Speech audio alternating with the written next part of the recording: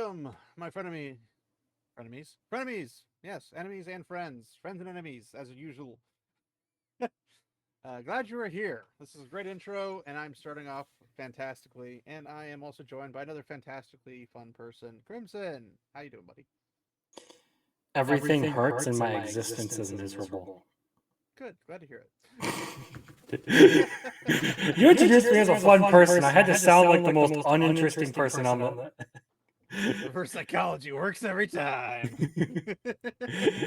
But Yeah, yes, I'm the host because that's not allowed. yes. Well, I'm the witty one of the two, so that makes work. Anyway, You're the woody one of the two? Okay. I mean, there's that too. At least it's what my wife tells me. Hey. Anyway, thanks everybody for coming in and watching us just be goof offs, because that's what it is. Sage is on holiday because apparently in Europe there's a holiday and it's practically Christmas. So who knew? I thought they were all heathens, but yeah. No, Christendom, all heathens, huh? I think they fall farther away from God every day, but that's a different story. So I'll let you take that one up with him. Well, he probably wouldn't disagree since he's an atheist. Anyway, point being, we're not entertaining, so I hear. So I need you to be a little bit more entertaining, Crimson. Just go the extra mile for everyone who watches. I'll use my pretty face as fan service. Pretty face? What? Just humor me here, okay? That's asking a lot.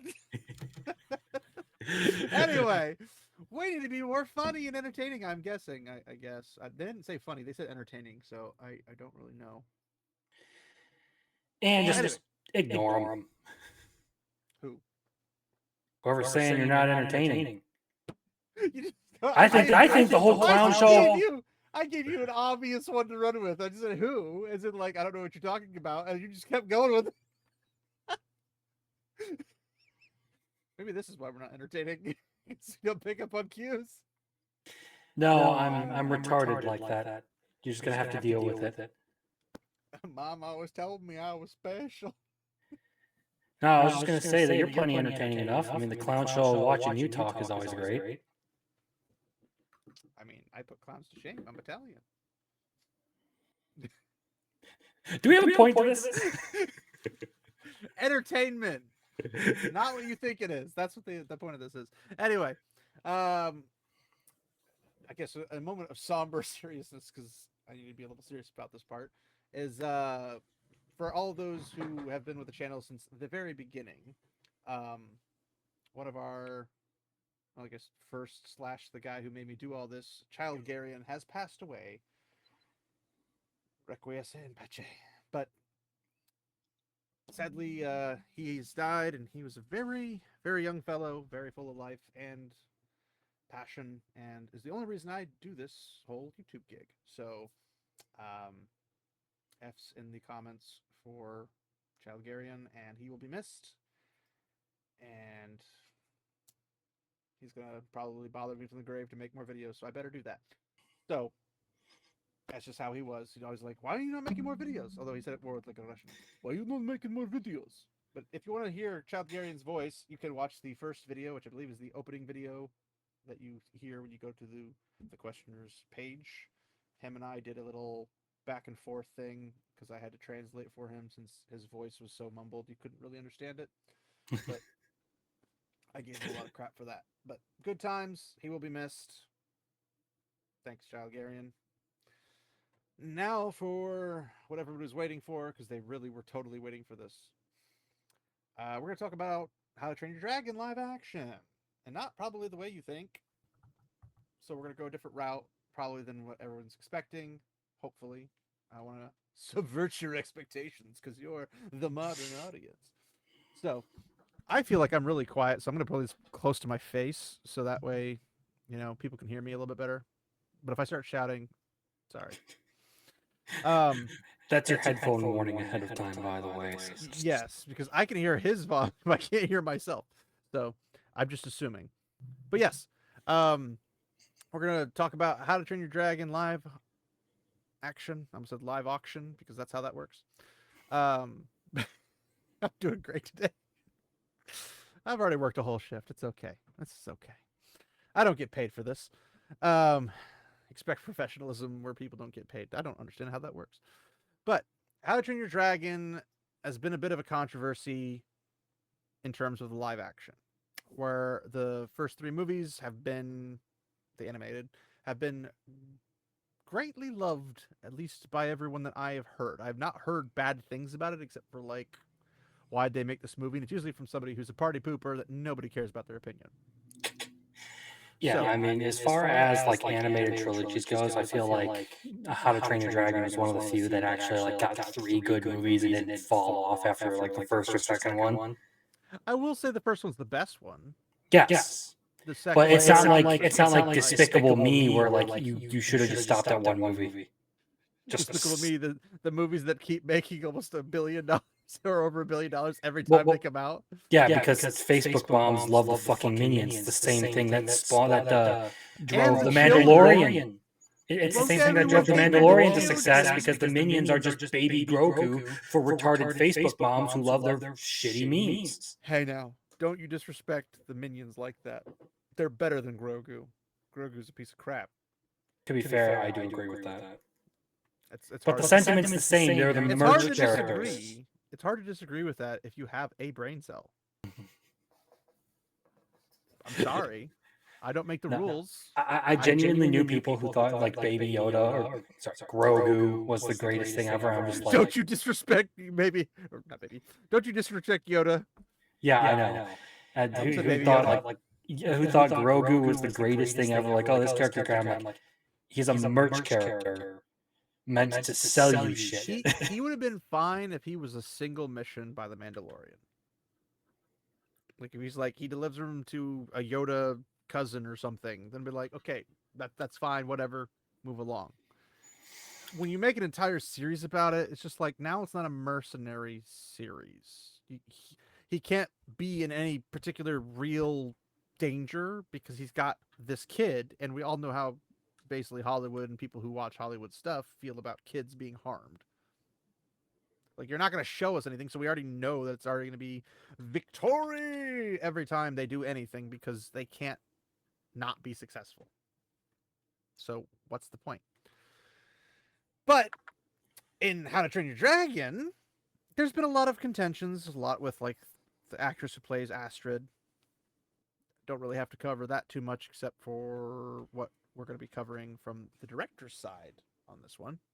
But before we jump into that, I did want to have a comment about the Astrid actress.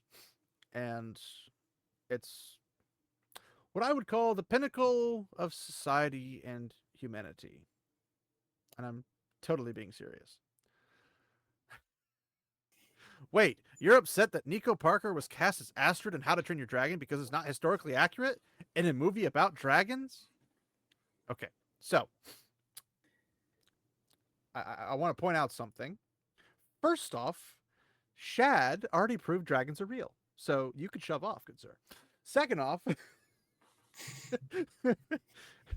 he also proved that knights would be incredibly effective against velociraptors too. That's another thing. This is true. Well, I guess it depends on the quality of the armor and the piercing of the velociraptor's talons.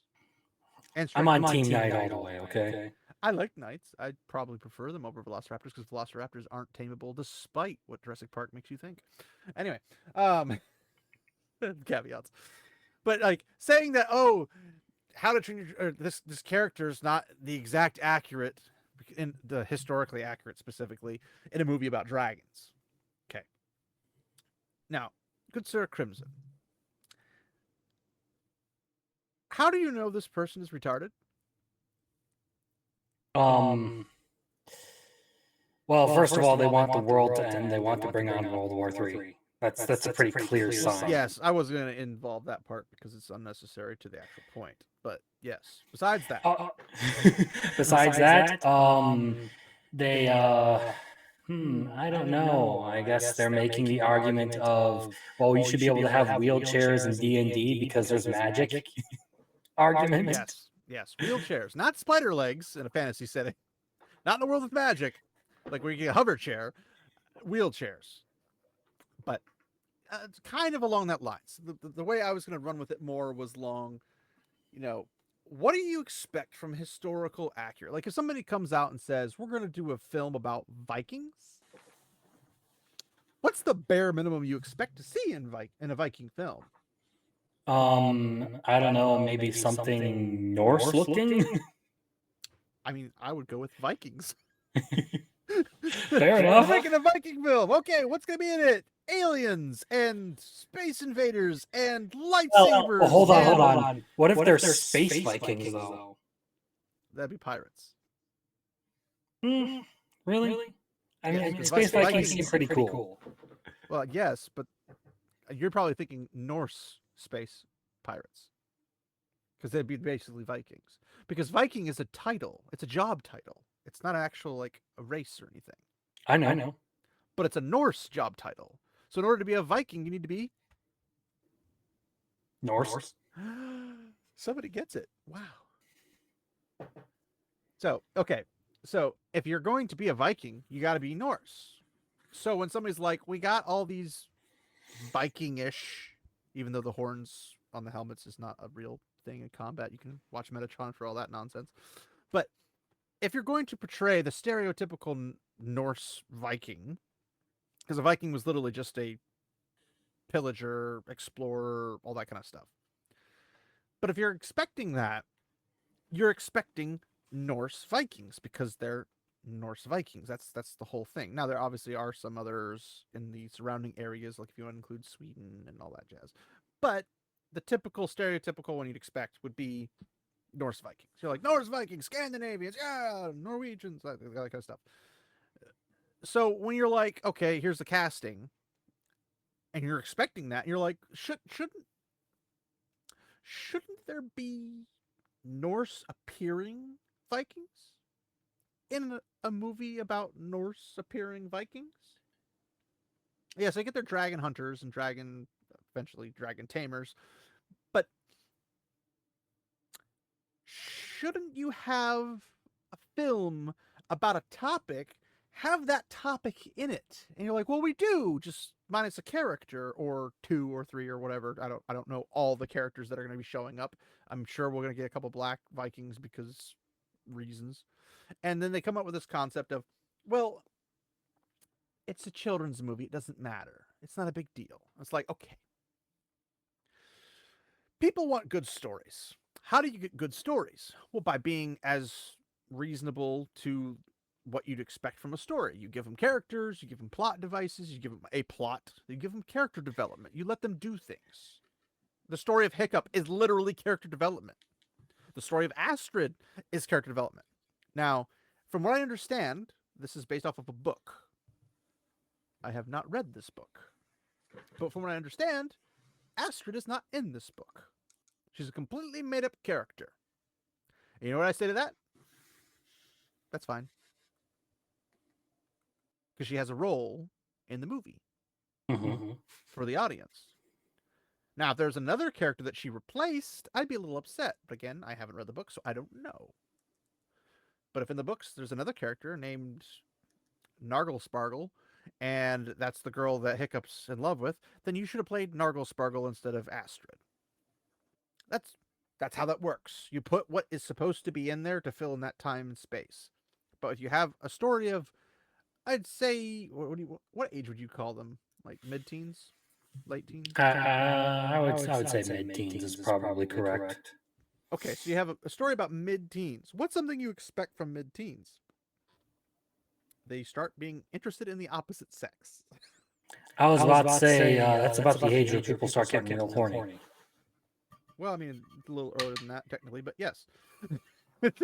So, if that's the case, having a love interest would be kind of natural and expected by the audience, because the audience is used to stories that have that kind of content in it. So you're like, okay, what could possibly go wrong? Okay, nothing's wrong with her being there. And most people are familiar with the films, not with the book. So if you're coming from a film, not book specific area. You're like, okay, what did they put into the film? Well, they put Astrid into the film. Okay. Was she supposed to be there? Apparently not. Is there a problem with her being there? I don't think so, but I'm not the book reader, so I don't know. I'd probably stand with the book readers on their viewpoints because I'm a book purist at heart. But if somebody is put in this and we're used to seeing them, and then they go to the next movie and they're in there as well, and I see them in the third movie and they're still there, I'd be like, okay, she's consistent. She's part of the story. She drives the character to do certain things. He's trying to show off to get her attention, which is going to be normal. They're in a smallish village where a bunch of dragon hunter Viking Norse people are at, and there's very few kids. There's very few women to woo. Okay. So of course he goes for the most normal one. And he's the most normal guy you'd expect, more or less. But you're like, okay, anybody with half a brain sees the movie start, they're like, those two are probably going to have some kind of romantic encounter of some shape or form. Like they're going to fall in love, or he's going to impress her, or she's going to do something that's going to make him fall in love with her, whatever the case might be. And I guess from the movie perspective, she just exists and he falls in love with her. So it's pretty straightforward.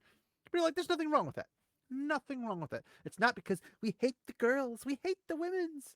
No, it's we want them to be represented properly. Okay? More or less, Astrid does that. I don't think Astrid was blown out of proportion or anything. Even the twin girl or whatever, she's a little scrawny and snarkly and more mannish. But even then, you look at who her brother is and the environment she comes from, and it makes sense. It's not out of the blue. It's expected. So then you come to something where, well, it's not historically accurate. Okay. What's not historically accurate about this? From the casting to the actual thing. Well, what do you think would be? if we're talking about what's not historically accurate, I mean, we're pretty much debating like the setting or the aesthetic of the setting at this point. Whether like Vikings should be one race or whatever, and people seem to get lost in the idea of like this modern American diversity and stuff. That just isn't normal. You want to talk historically accurate, you're taking a setting, okay? A historical period as your setting, which would be, for normie people, you could just say the Viking era, pretty much. Yeah.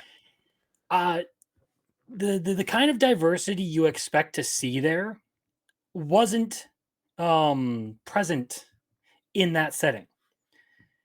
That is effectively one of the big issues I have with this, is they want to like act like, well, it's okay to or everything should follow like common American standards of diversity because they're so used to like just America and never going out beyond their borders. They don't know that America is probably like the least racist place on earth, because like literally every other country has their own racial conflicts and issues, even among people with like the same skin color. Imagine that. It's because it's a little bit different and more detailed and complicated than the average. They're a different shade. Just ask the Koreans and the Japanese what they think about each other. They may look the same, but they definitely do not fucking like or don't if you want to save your life. No, but my point is you're complaining about quote unquote historically accurate. We're talking about being accurate to a period, okay, which this whole story is modeled after. Not even. This is the funny thing. It's not even just that. The world setting has been set by the director and the writers of what we are to expect in the first animated movie. So we're in a very water-heavy area because they sail in ships. Shocking. Vikings and ships. Who would have thunk? We know they're Vikings because they constantly refer to them as Vikings, and they're dragon hunters because they hunt dragons, and their entire speciality is hunting dragons. That's what they do to exist. And there's apparently other tribes and everything, and this is where all the dragon hunters come, because this is like the point where they're closer to the dragons versus everybody else, so they can respond to everything. So they live in this hovel community, and they spend their time hunting dragons. So we know that, one, they're Vikings, and a water-based area where Vikings can be in Viking longships, longboats, whatever you want to call them. And then you have dragons. Okay, so the setting is a Viking setting in a Viking town in an area where Vikings can cast off into the water and travel, explore, pillage, whatever they would want to do. In this case, just sail and explore and find dragon territory and then go to town on them, right? Then you have dragons. So we have Vikings and dragons. That's the big setting point.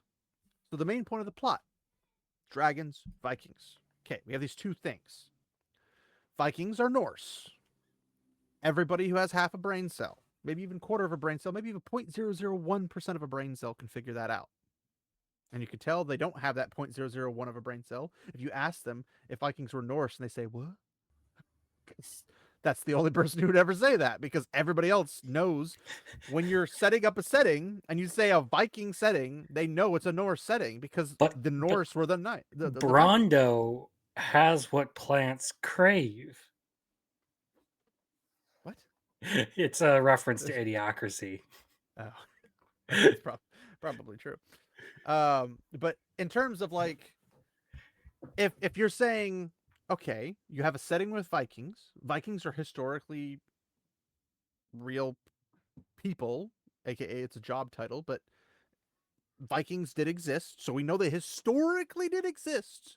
So we know what they historically look like. So they would be what you'd expect from stories and history as it was written, which is typically blonde.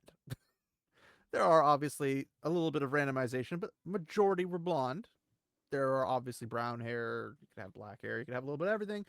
That comes a little bit with the whole raping and pillaging part. But they actually did blend very well all the way down to even Sicily, which is very interesting. But historically speaking, they do exist. We know what they look like.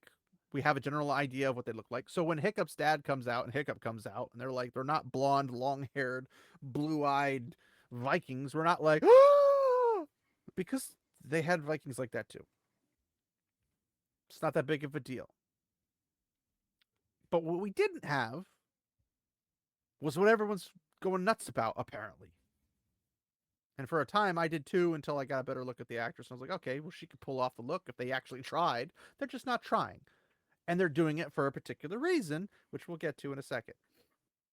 But when it comes down to a storytelling and a universe and how you're presenting something, you're selling your universe to an audience. And the audience needs to be able to comprehend your universe. If you have lizard men, you have to explain that they are lizard men and that they do exist. You have to explain their behavior. Are they civilized? Are they aggressive, just mindless creatures? What are they? You have to do that. You can't just pop lizard people into existence and expect everyone to know all of their details about them. You are the author or the writer or the director or whatever, the creator. You gotta let us know what's going on. So in storytelling, you have this whole problem of telling people, you know what? You need to do this, you need to do that, you need to do that. Here's all these things, here's how this operates, here's how that operates. Because obviously Vikings didn't learn how to fly dragons. They didn't make great engineering traits of like a little wing rudder thing for a dragon that's missing the piece. They didn't do that. That's not historically accurate. However, they did know how to make really cool creations. They made really good ships that made for a long distance. They're great explorers. They did a lot of really cool contraptions. They're really good at war and battle. Well, it's the argument of one absurd thing automatically disqualifies any sort of historical accuracy, which is a bit unfair because, like, kind of unfair. That's a stretch. Yeah, I'm trying to, I'm not going to be nice about it. It's retarded, okay? Because obviously magic doesn't exist, but that doesn't mean that Hey logic now, doesn't hey exist. now, Chad proved. I'm just kidding. He didn't prove magic existed. That look, just because dragons don't exist doesn't mean that I logic mean, doesn't exist or that technically they other things exist. don't exist, okay? They technically do exist, just as iconography and pictures and house armor sets and stuff, like crests. Like Yeah. England's covered in them, especially Welsh territory specifically. But No, my point is there's not actually like a real creature that breathes fire and hoards gold. I mean, there's Um, Ancalagon the Black, Glaurung, Smaug. you want Don't to you pay stop? attention to British folklore? Anyway, that doesn't disqualify the fact that like you question why they're changing the race of a character, and there's a bunch of other questions that go with it. Why change the race of the character? People like the character the way it was. You're not adding anything by putting this character here, and anyone who says that them being represented is just a narcissist because they need a mirror to see themselves. That means they're shallow and they don't actually care about the content of the character. They just care about the looks of the character. Yeah. Or other immutable characteristics of the character. Mhm. But I would ask you, Sir Crimson, if it's in a fantasy setting because it has dragons and you've already eliminated historically accuracy from the entire picture, can dragons fly in space? Can they shoot laser beams from their eyeballs? Can they poop atomic bombs? Is it Rayquaza? Quaza, but no. I mean, he might, but I'd give him that because he's a special Pokemon. But for the rest, it still stands the question. Yeah, under normal logic, if you're assuming just a dragon, you're not assuming some like special How could you case. Like possibly assume a dragon, though? No one's possibly ever heard of one or ever had one described to them. They would never know what it people is. generally think that dragons have, or even dragons have certain physical limitations. We're not getting into like the anime and stuff where like the idea of a dragon gets stretched to its very fucking limits. We're Well, that's talking because about like they're pushing dragons from creativity's folklore. bounds. No, I'm thinking more like Gilly Destotes from that time, or not that time. So I'm a Spider, so what? Where the dude's literally just a fucking god, can go to space whenever he wants, is invincible, Well, that's what I'm and saying is that literally they're stretching exists solely to they monitor the planet. they stretch the bounds of creativity as far as possible because that's just Mhm. how Japanese storytelling works. No, Because to that's my them, point. well, I'm Is saying that that's a whole cultural based thing, as opposed to if you were to do that in Europe, you'd have different Mhm. expectations. Well, yeah. That's kind of the point I'm making is if you assume dragon as a base, most people will assume a creature, not a godlike spirit like the Japanese kind of would. A four limb, or I should say, two legs in the front, two legs in the back, with wings coming out of its back. Breathes fire, likes to hoard gold and shiny stuff, generally attacks adventurers if you get close to its treasure hoard. Or you piss it off by killing one of its young. Yeah. They're not much more than animals if you go by. It depends on the lore. Fair Region. enough. That Fair that's enough. that's lore and region, because like in Britain, again, if you go to like British folklore, aka Lord of the Rings, they're actually very highly intelligent creatures. Some of them could Yeah. even communicate telepathically. Some could speak verbally. It depends. Well, you can Other go back to places, they're just I wild believe monsters. it's Beowulf, right? Or with Yeah. Grendel and everything. Yep. Like Grendel is clearly not an unintelligent creature. Dragons have a higher intelligence rating than most creatures Mhm. inherently, but they're also known as cunning because serpents are notorious for being cunning, especially if you go into the Christendom history.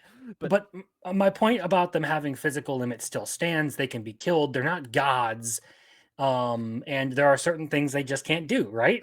I'm Like sorry, every time somebody says that phrase, like we're gods or something, I immediately think Critical Role in one of their seasons where one of the actors is like, "We're basically gods," and jumps off of a cliff and then dies because it was like 1,000 foot drop, and she thought if she turned into a goldfish, she would just plop into the water.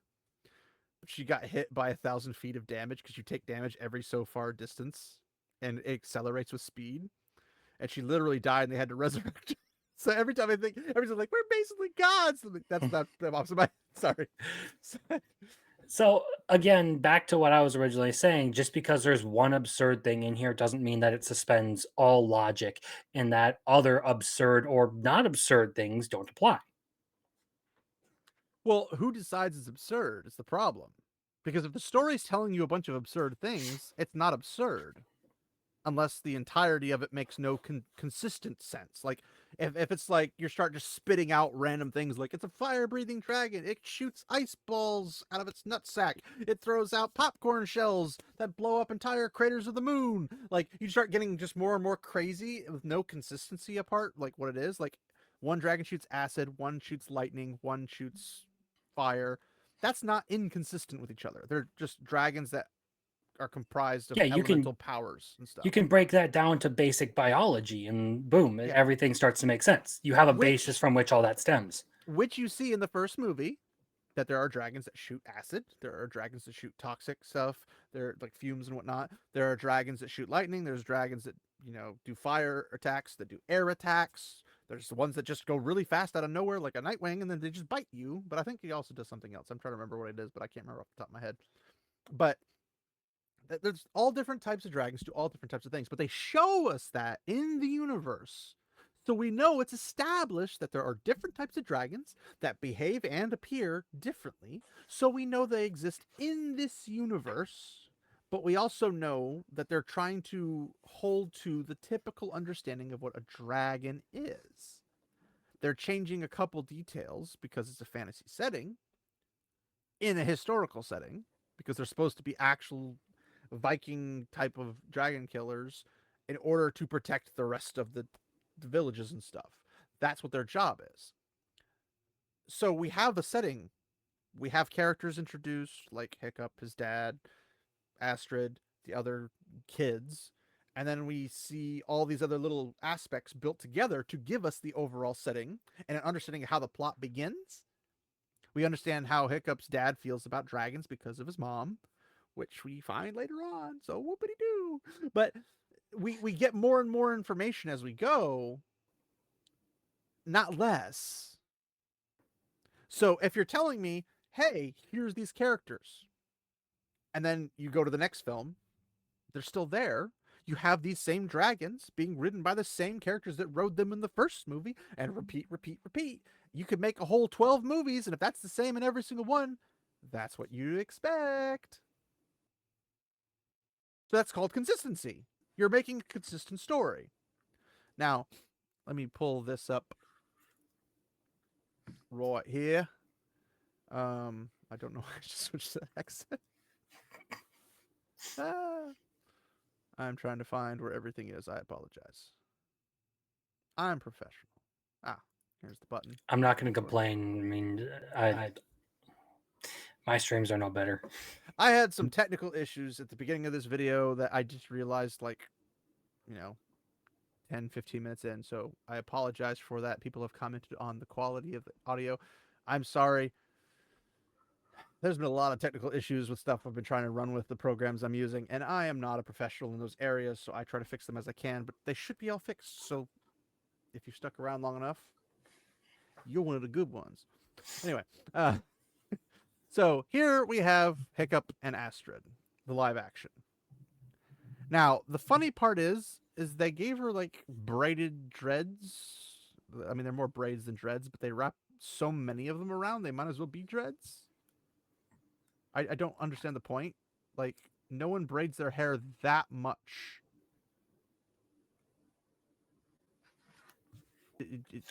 It just seems impractical to do something like that, even like in a or especially in a I was going to say, especially in a medieval, or sorry, a sort of like this era. I'll just go with this era. In this setting, with this with this level of like technology and all of that, it just seems impractical to braid your hair up like that. It's high maintenance and all that, especially in an environment where it'd be very difficult to clean. Especially in an environment where like danger lurks like around every corner every night. Like you have to constantly worry about dragon night raids. It seems like it's impractical to spend all this time on your hair. If you wanted to go braids, you use a larger braid. easier to take care Bigger, of. thicker Yeah, braid. It's easier to dismantle. It's easier for you to brush your hair every night because they're still women. They're going to be meticulous about that kind of stuff. Try braiding your hair this small, this many times, and over the strangest places, like the forehead of the crossover. I don't know why they did that, but they do all this for some reason. Now, I've seen some pictures of Astrid's actress where she's really, really dark, and other pictures where she's very, very light. I don't know if this is a play with coloring or whatnot. You're not going to know until the movie's actually released. So her skin color ultimately doesn't really matter as long as she has the appearance of Astrid. And she can more or less play it from this image. She can play it. I don't think there's any problem with that. The yeah. hair's a bit much and way excessive, and it pretty much looks like a wig to me. It doesn't look like an actual hair. The hair So looks like it's the diversity hire, not her. the DEI didn't earn it higher. Yeah, But pretty much. we'll get to that because this is an article. This is How to Train Your Dragon live action director defends Nico Parker's casting. And again, this isn't necessarily about Nico Parker specifically as much as the director's viewpoints on storytelling and such. So director Dean DeBlois, I'm assuming that's how you say his name, is defending Parker's casting as Astrid in the upcoming live action adaptation of How to Train Your Dragon, saying that they have created a fantasy movie, not one based on historical fact. This is a common thing, like the prior tweet we saw, where people like to use this as a get out of jail free card. They don't actually get out of jail free, but they think they do. Even though By they are like piggybacking off of like historical facts, like dragons is part of folklore, Vikings informa- existing, their information about culture. dragons, yeah, Yeah, everything. All of it's based off of what we know from history, which is how they came up to even the conclusion of dragons. It's not a made up creature that just didn't exist before and then poof you can say historical facts. If that was the case, why'd you go with the setting with Vikings? Why'd you use Norse people? Why didn't you just use something completely random, make up an entire brand new world? You don't even have to use a world we're familiar with. You had all of the choices. You didn't have to use the book if you didn't want to, but if the book has a setting, then you have to stick to the setting because that's what the author created. Okay, it's pretty simple. Some have criticized the decision to cast a black actor episode Black Astrid, black actress as Astrid, whose animated counterpart was white. I mean, that's kind of a hard to miss detail. DeBlois, who is also the filmmaker behind all three How to Train Your Dragons animated movies, has responded to the criticisms about Parker's casting. What did the How to Train Your Dragon live action director say about Nico Parker's casting as Astrid? Well, I'll tell you. An Instagram user on How to Train Your Dragon page pointed out that the voice actress behind the animated version of Astrid was America Ferrera, who happens to be a Latina. But nobody cares because her voice didn't sound Latina. She wasn't using a Latino accent. If she was, that's the problem. yeah. The It's visual the visual appearance of the voice actor doesn't matter if the voice matches the character. yeah. The phys- That's been something that I've been watching the debate on because it's particularly to do with like anime and stuff and like voice acting. The whole like American dubbing and stuff is terrible. But yeah, or like when people freaked out about Mirko in English not being voiced by a black woman, even though she legitimately was voiced by a black woman, even though Mirko is Japanese, not she does black. she doesn't sound like what I would Yeah, expect no, a black nobody person to gives be. a fuck about it when Samurai Jack gets voiced by a black guy. A feudal Japanese samurai It's almost being like he voiced didn't by sound a like black guy, it's almost like he didn't sound like a black guy. He sounded like a samurai. right? Shocking. He played the role like he's supposed to, and also that So, was actually really really good quality acting too. But my point is being like, who cares if she's Latina if she sounds not Latina because she's not hired to be the sound voice or have her voice be Latina. It doesn't matter what her visuals. But I will say this is hypocritical from Hollywood because Hollywood's got this big, huge hate boner on anybody who's white and also says, well, you have to have the person who plays a character be that same as that character. So if you're playing a black person, you have to be a black person to do the voice acting or to the physical acting or to the stunt acting or whatever the case might be. You have to be what you're playing. And then you're telling me, wait, you had a Latina playing a white person. that's not going to follow up with your current settings. And granted, this came out a while back, so it's obviously probably not up to date with the modern diversity audience. But nobody cared that she was Latina because she didn't sound Latina. She sounded like the girl provided to us on the screen. Regardless, it would have been a like a huge distraction if like she had come out there with like this thick Spanish accent and then like rolling her R's and everything. But no, she sounded I like mean, she fit the period. So I don't imagine care Vic. that she was Latina or not. She did a good job of getting into the character. Yeah, and imagine if Hiccup was Spanish, like, Señorita, mi ombligo está quemando. And you'd be like, wait a minute. ¿Dónde está el baño? I want to pasa la banana Elenana. Like, what would you say? You'd be like, that's not what Vikings sound like. You don't say. So when the voice actors do their jobs, and they do their jobs correctly and well, we should praise them, not go after them. So we don't care. So if you have a black person doing a white person's voice, but they do it without any hint of whatever blackness voice you might expect them stereotypically, you'd be like, okay, well, it doesn't matter because they did the good job. If you can have a black person do Asian voice, it's okay to have them do white voice, Latino voice, or anybody else if they have the skill to do it. It's literally that simple. It's not a complicated thing. But DeBlois then responded, sharing his comment via an Instagram post. Instagram is for losers, just saying. He accompanied it with the caption, Nico Parker is amazing, just wait and see. Which is fine. She probably has really good acting skills. I'm not going to like attack the actress and say she's terrible or whatever. I don't know. I've never seen her in anything that I know of. None of what we said here has had anything to do with her acting skill. We haven't even no one I think no one has a problem is, with the actress. We have yeah. a problem potentially with how they got her to be the actress for this particular film because Effectively, yes. it's more insulting to her if you gave it to her because of the quote unquote color of her skin than it is if you gave it to her because she deserved it.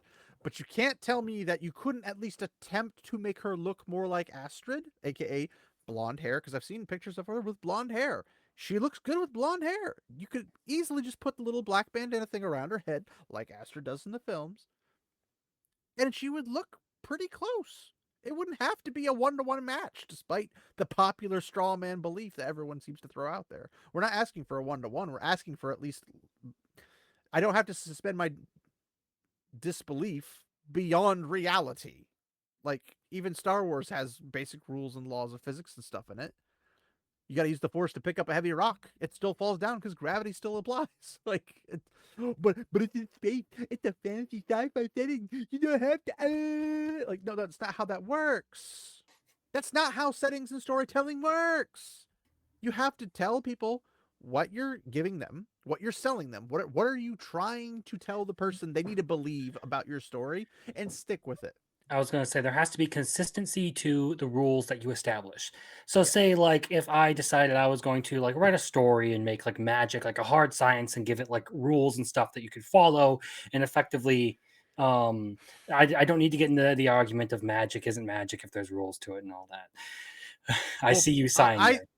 Well, no, I have a totally different. I also just do that because I sometimes forget to breathe. It's just me. But my point is, I will say my stance on magic is basically it's magic because we don't know how to explain it.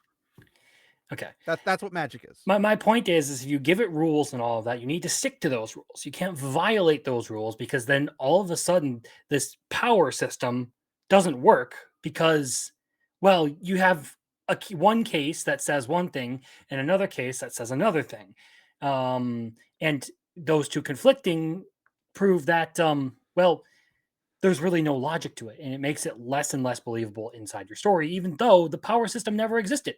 People aren't looking to be convinced of something that's absolutely real. They want it to be plausible, and to be plausible, it needs to be logical. They want it to make sense in the setting you have given them. And if it doesn't make sense in the setting you've given them, you're going to have a lot of confusion. Like when, what is it? What's the Harry Potter game that came out? I'm totally blanking on it. Hogwarts Legacy? Yes, Hogwarts Legacy. The so Hogwarts fuck Legacy, fucking...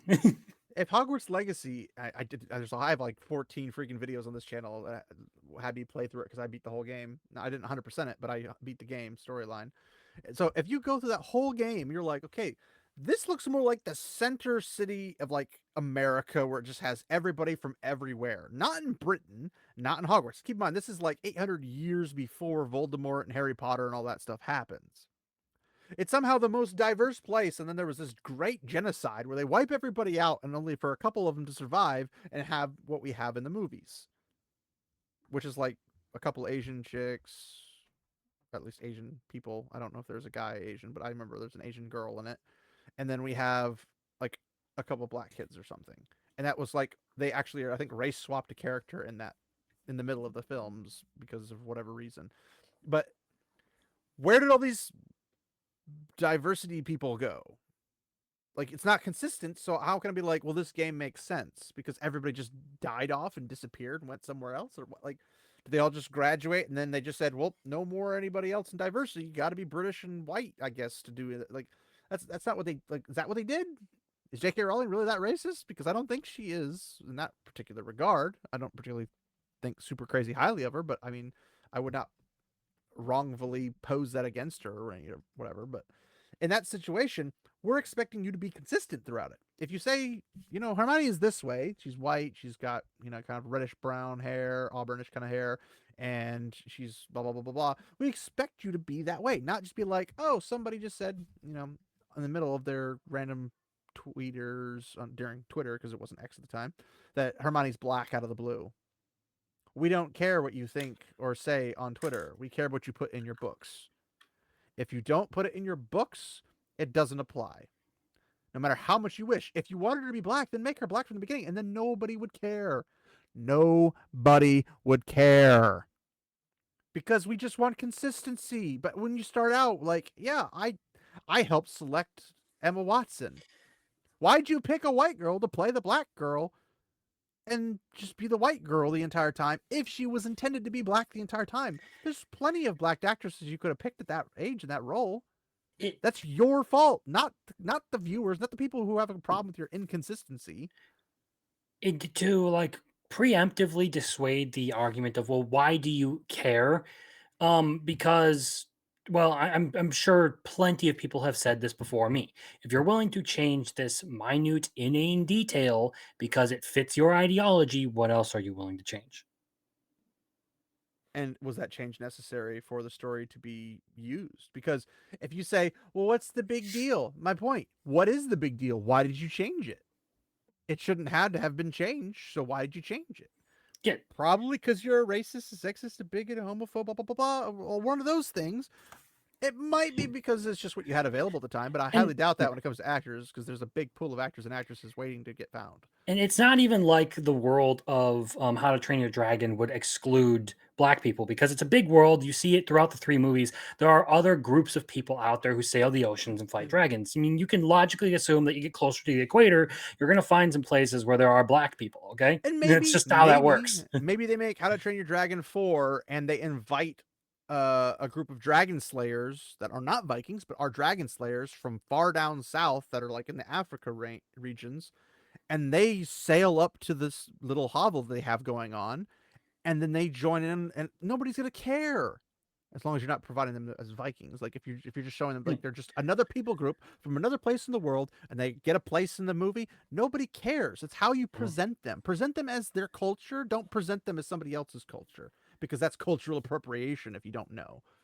But as it continues on, I swear, y'all have to let go of, oh, Astrid is white, not black. Okay, and it's not about the color, it's about the acting. And plus, a person of color voiced her, so what are you going to hate, the voice actress now?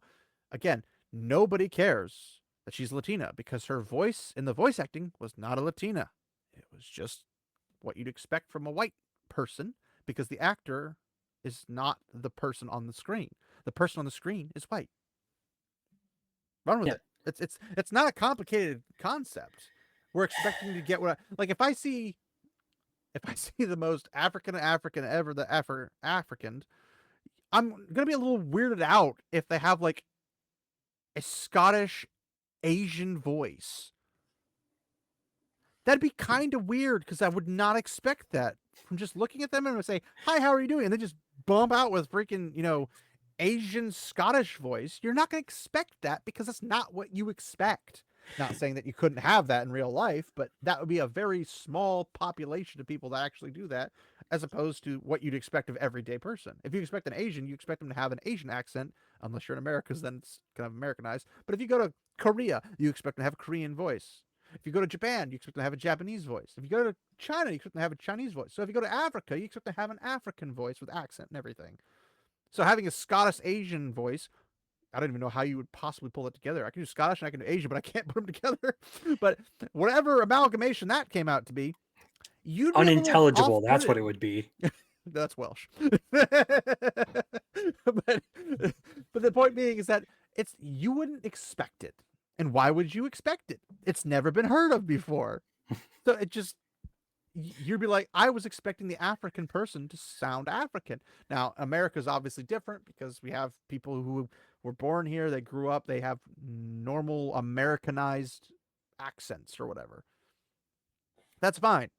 But if I'm in America and I talk to somebody, that I'm expecting them to have it Americanized, so when I speak to them and they don't have one, I'm a little like shocked because it's rare to have somebody who maintains an accent in America on the everyday average group of people you meet, unless you're like in a special place that deals with people like British actors coming over, or maybe like LA, and they're like, oh, well, they're from Britain, so of course they're gonna have a British accent. I would expect a British person to have a British accent. Shocker.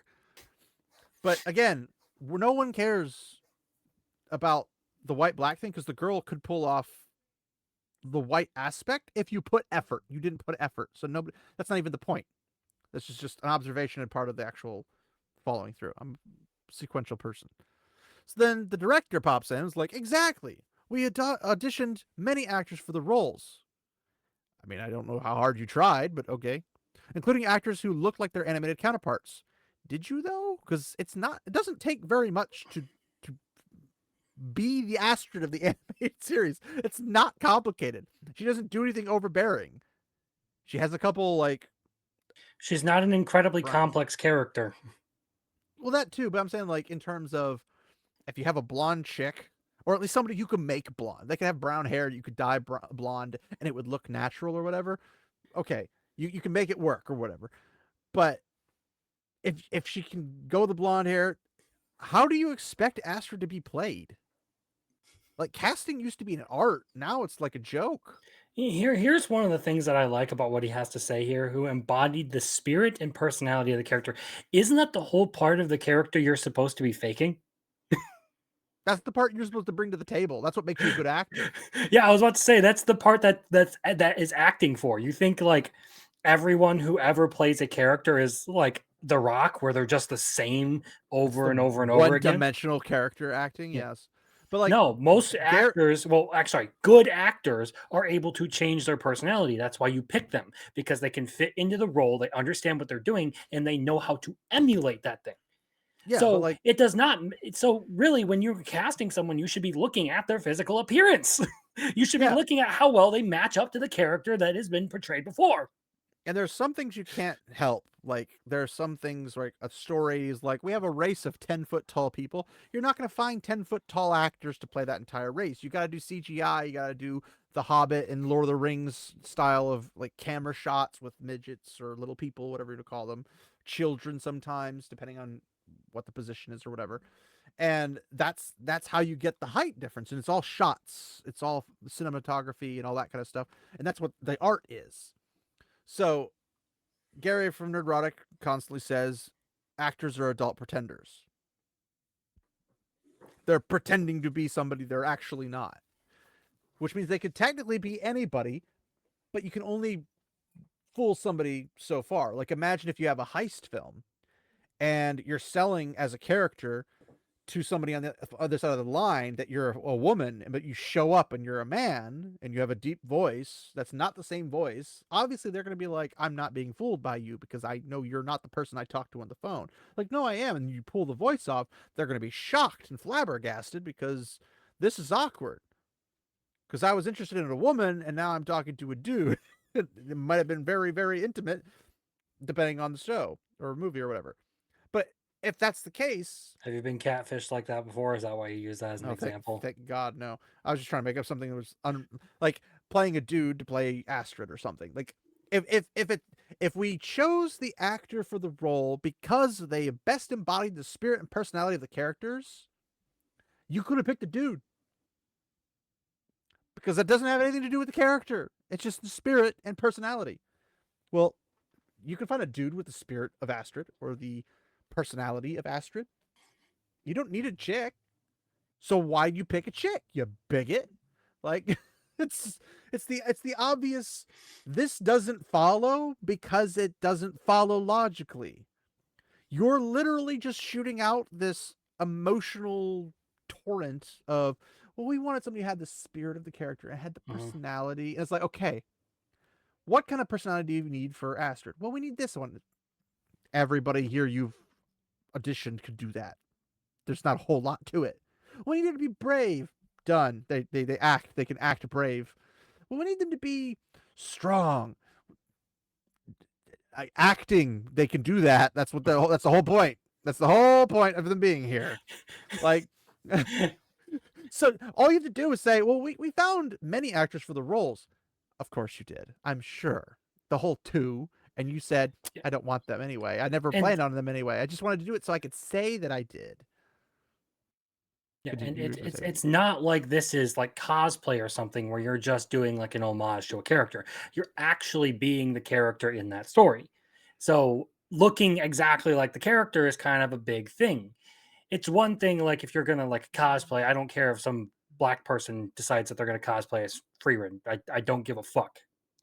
Yeah, nobody cares because it's a cosplay. But if you were saying Yeah, I'm the official they're not Freerin, then people are gonna have a problem because that's not Freerin then. Yeah.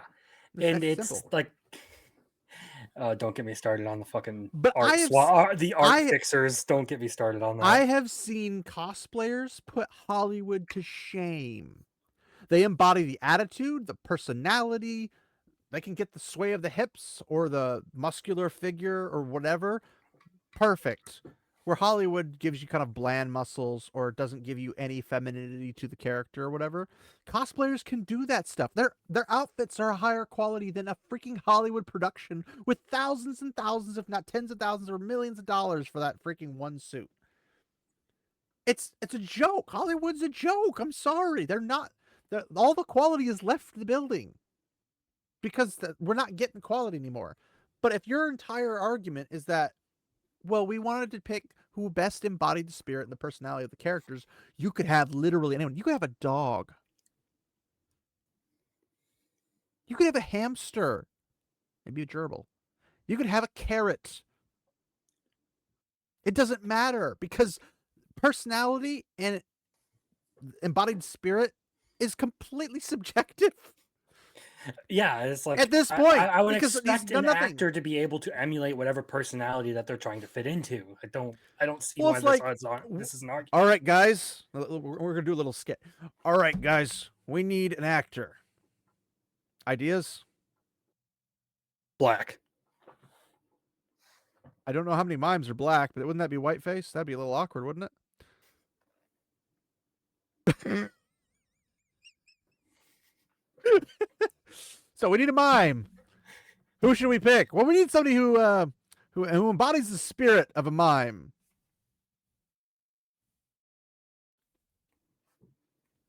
Okay. How many of those we got? Well, looks about 2,000 potential auditions. Okay. Who embodies the spirit? 2,000 of them. Okay. Well, we need them to have the personality of a mime. How many of those have the personality? 2,000 of them. You're not narrowing this down, Crimson. Come on. It's just like a mime's gonna mime. What do you want from them? They do what they're supposed to do. Like an actor's the same way. You expect them to act. You expect them to be a different persona. Mm-hmm. That's why, like, when people talk about like who's a good actor, you'll generally find actors who are really good at like a diverse range of roles, or who are like very good at fitting into whatever they get cast as, right? You don't look at someone like The Rock or Ryan Reynolds and think, "Oh wow, they're the like greatest actor ever," because all they do is play themselves in every movie they're ever in. I mean, Ryan Reynolds does it very well. I mean, Ryan Reynolds is entertaining. He's an Yes. entertaining actor. I would not say that I have ever seen him deliver anything that isn't just Ryan Uh, Reynolds, though. I mean, I've seen him be very serious in roles. I've seen him sad and kind of crying in roles. We see him more in the funny roles or the action roles and the sarcastic and witty, humorous Hmm. roles.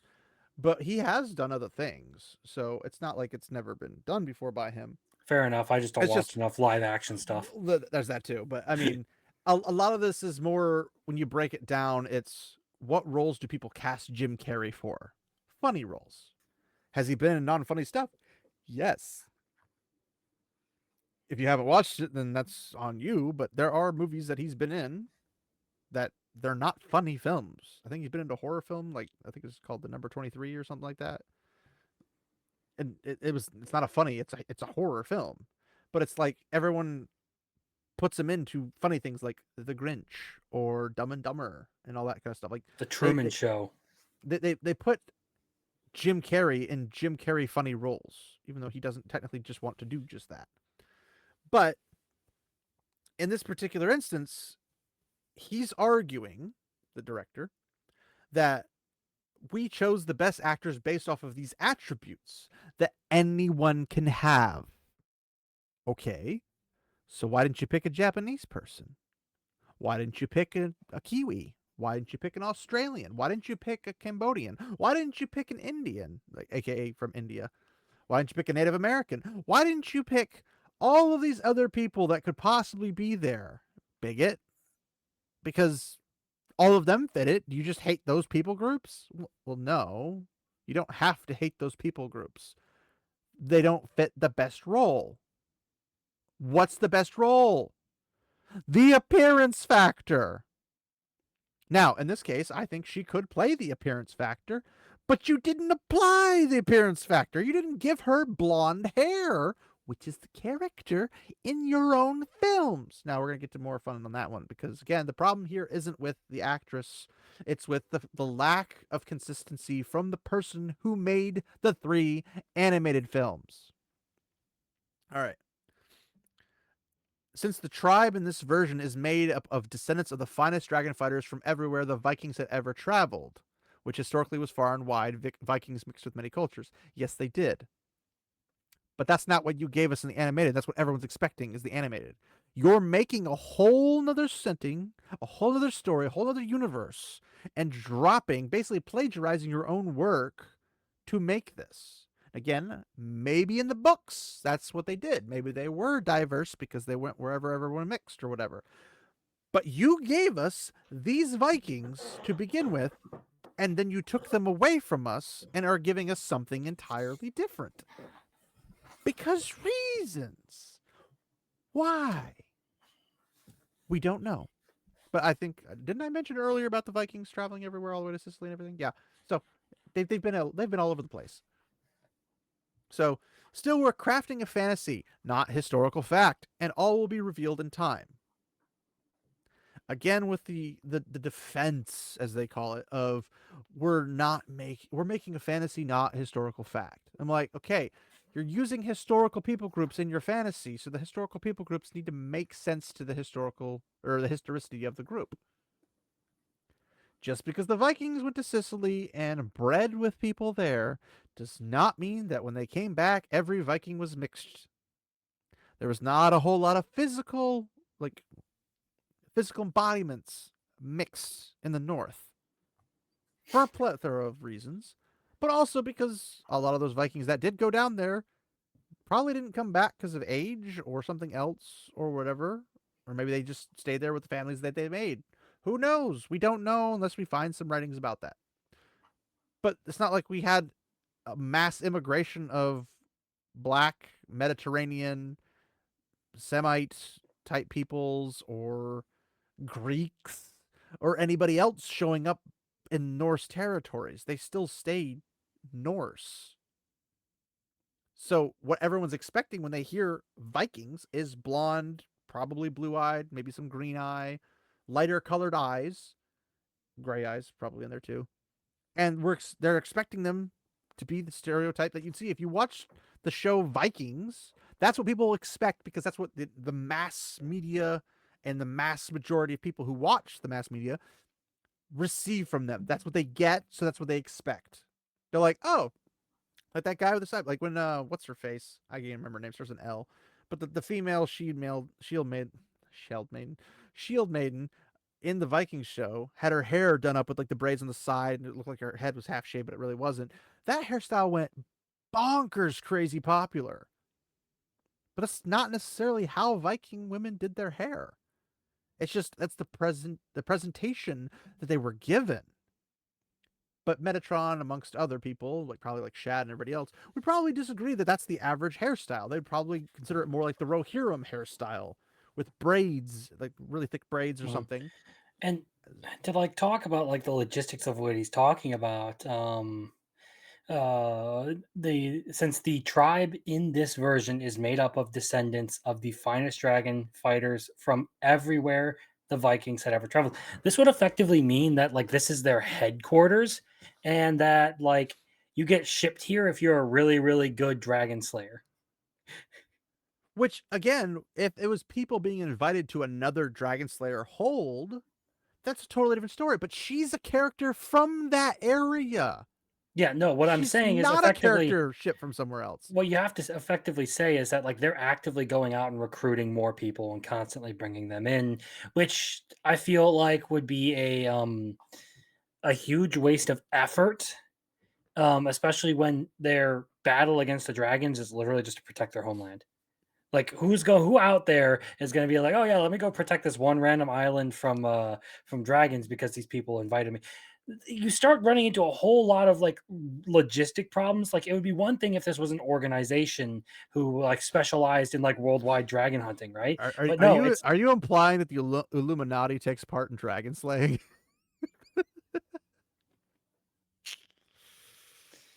Oh, hit a we'll little too close we'll to we'll home. we'll leave that one for another day, okay? I look forward No. to that video. No, But my no, point is like they aren't structured like this. You're talking about a tribe, and when you talk about tribes, you're talking about generally an insular group of people who are related in some way through some various form of descent, right? mm-hmm. Like it starts as a small people and it branches out as that group intermingles, and they may have contact with other tribes and stuff, but they don't have far reach.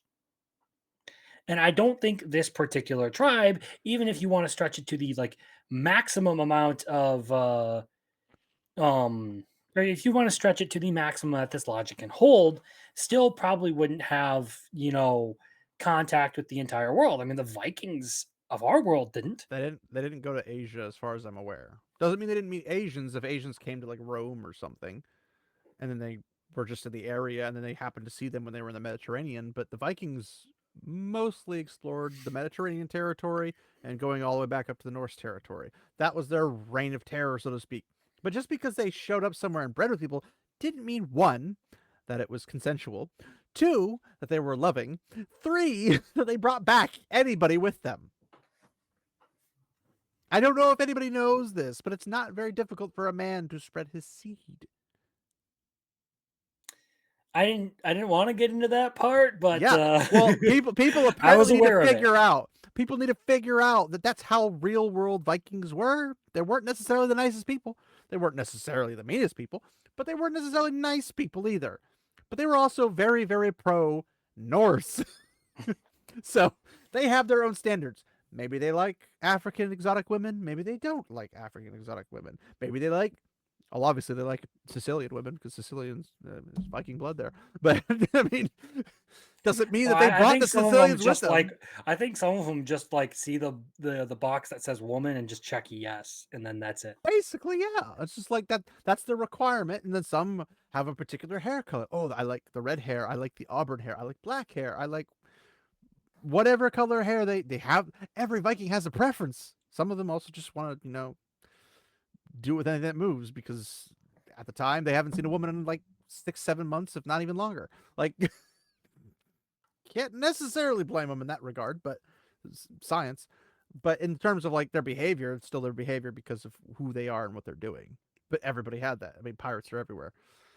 But I would like to point to something else aside from Astrid that is not being brought up. Can you guess what it is? It's No. another actor. It's another actor. It's a reprised role. Is it the fat dude? Nope. Okay, I wouldn't know. Quick caveat for that. Just because he's super fat in the cartoon doesn't mean it necessarily has to be that equivalent fat in the live action. He'll have to be heavier than the others, but he doesn't have to be that exact size. But if you did want to do that, you could just put a fat suit on him. That's not that difficult. They did it for freaking Bomber and the Hobbit, so it's not like too difficult. But no, that aside, Gerard Butler. I don't know if you know this, but Norse don't have Scottish accents. It's a Scottish accent because they're Scottish. But no, nobody's complaining about Gerard Butler being in it. Do you know why that would be? Even though because he was part of the original. Because he's part of the original. Because everyone's used to hearing his voice, and he's white, which matches really nicely in a Norse territory. But nobody's going to the animation saying, but Norse people don't have Scottish accents, because it was just, we know it's Gerard Butler. He's a big name in this show or in this movie. Like, it was more realistic that he had a thick accent because he was still white. That's why, because they're expecting that. Now, if you want to go with the whole, well, they mix with many cultures, maybe his parents were Scottish and Norse. If you're going to run with that, again, I don't know what the story is in the book. Maybe there is a mixed race thing. I don't think in a children's book that's going to be that much of a role. They're just going to be Vikings, I would assume, because they're going to simplify it for kids, because it's for kids. They didn't write How to Train Your Dragon for freaking adults, I'll tell you that. But it became popular with adults because adults liked it too, because adults could understand it.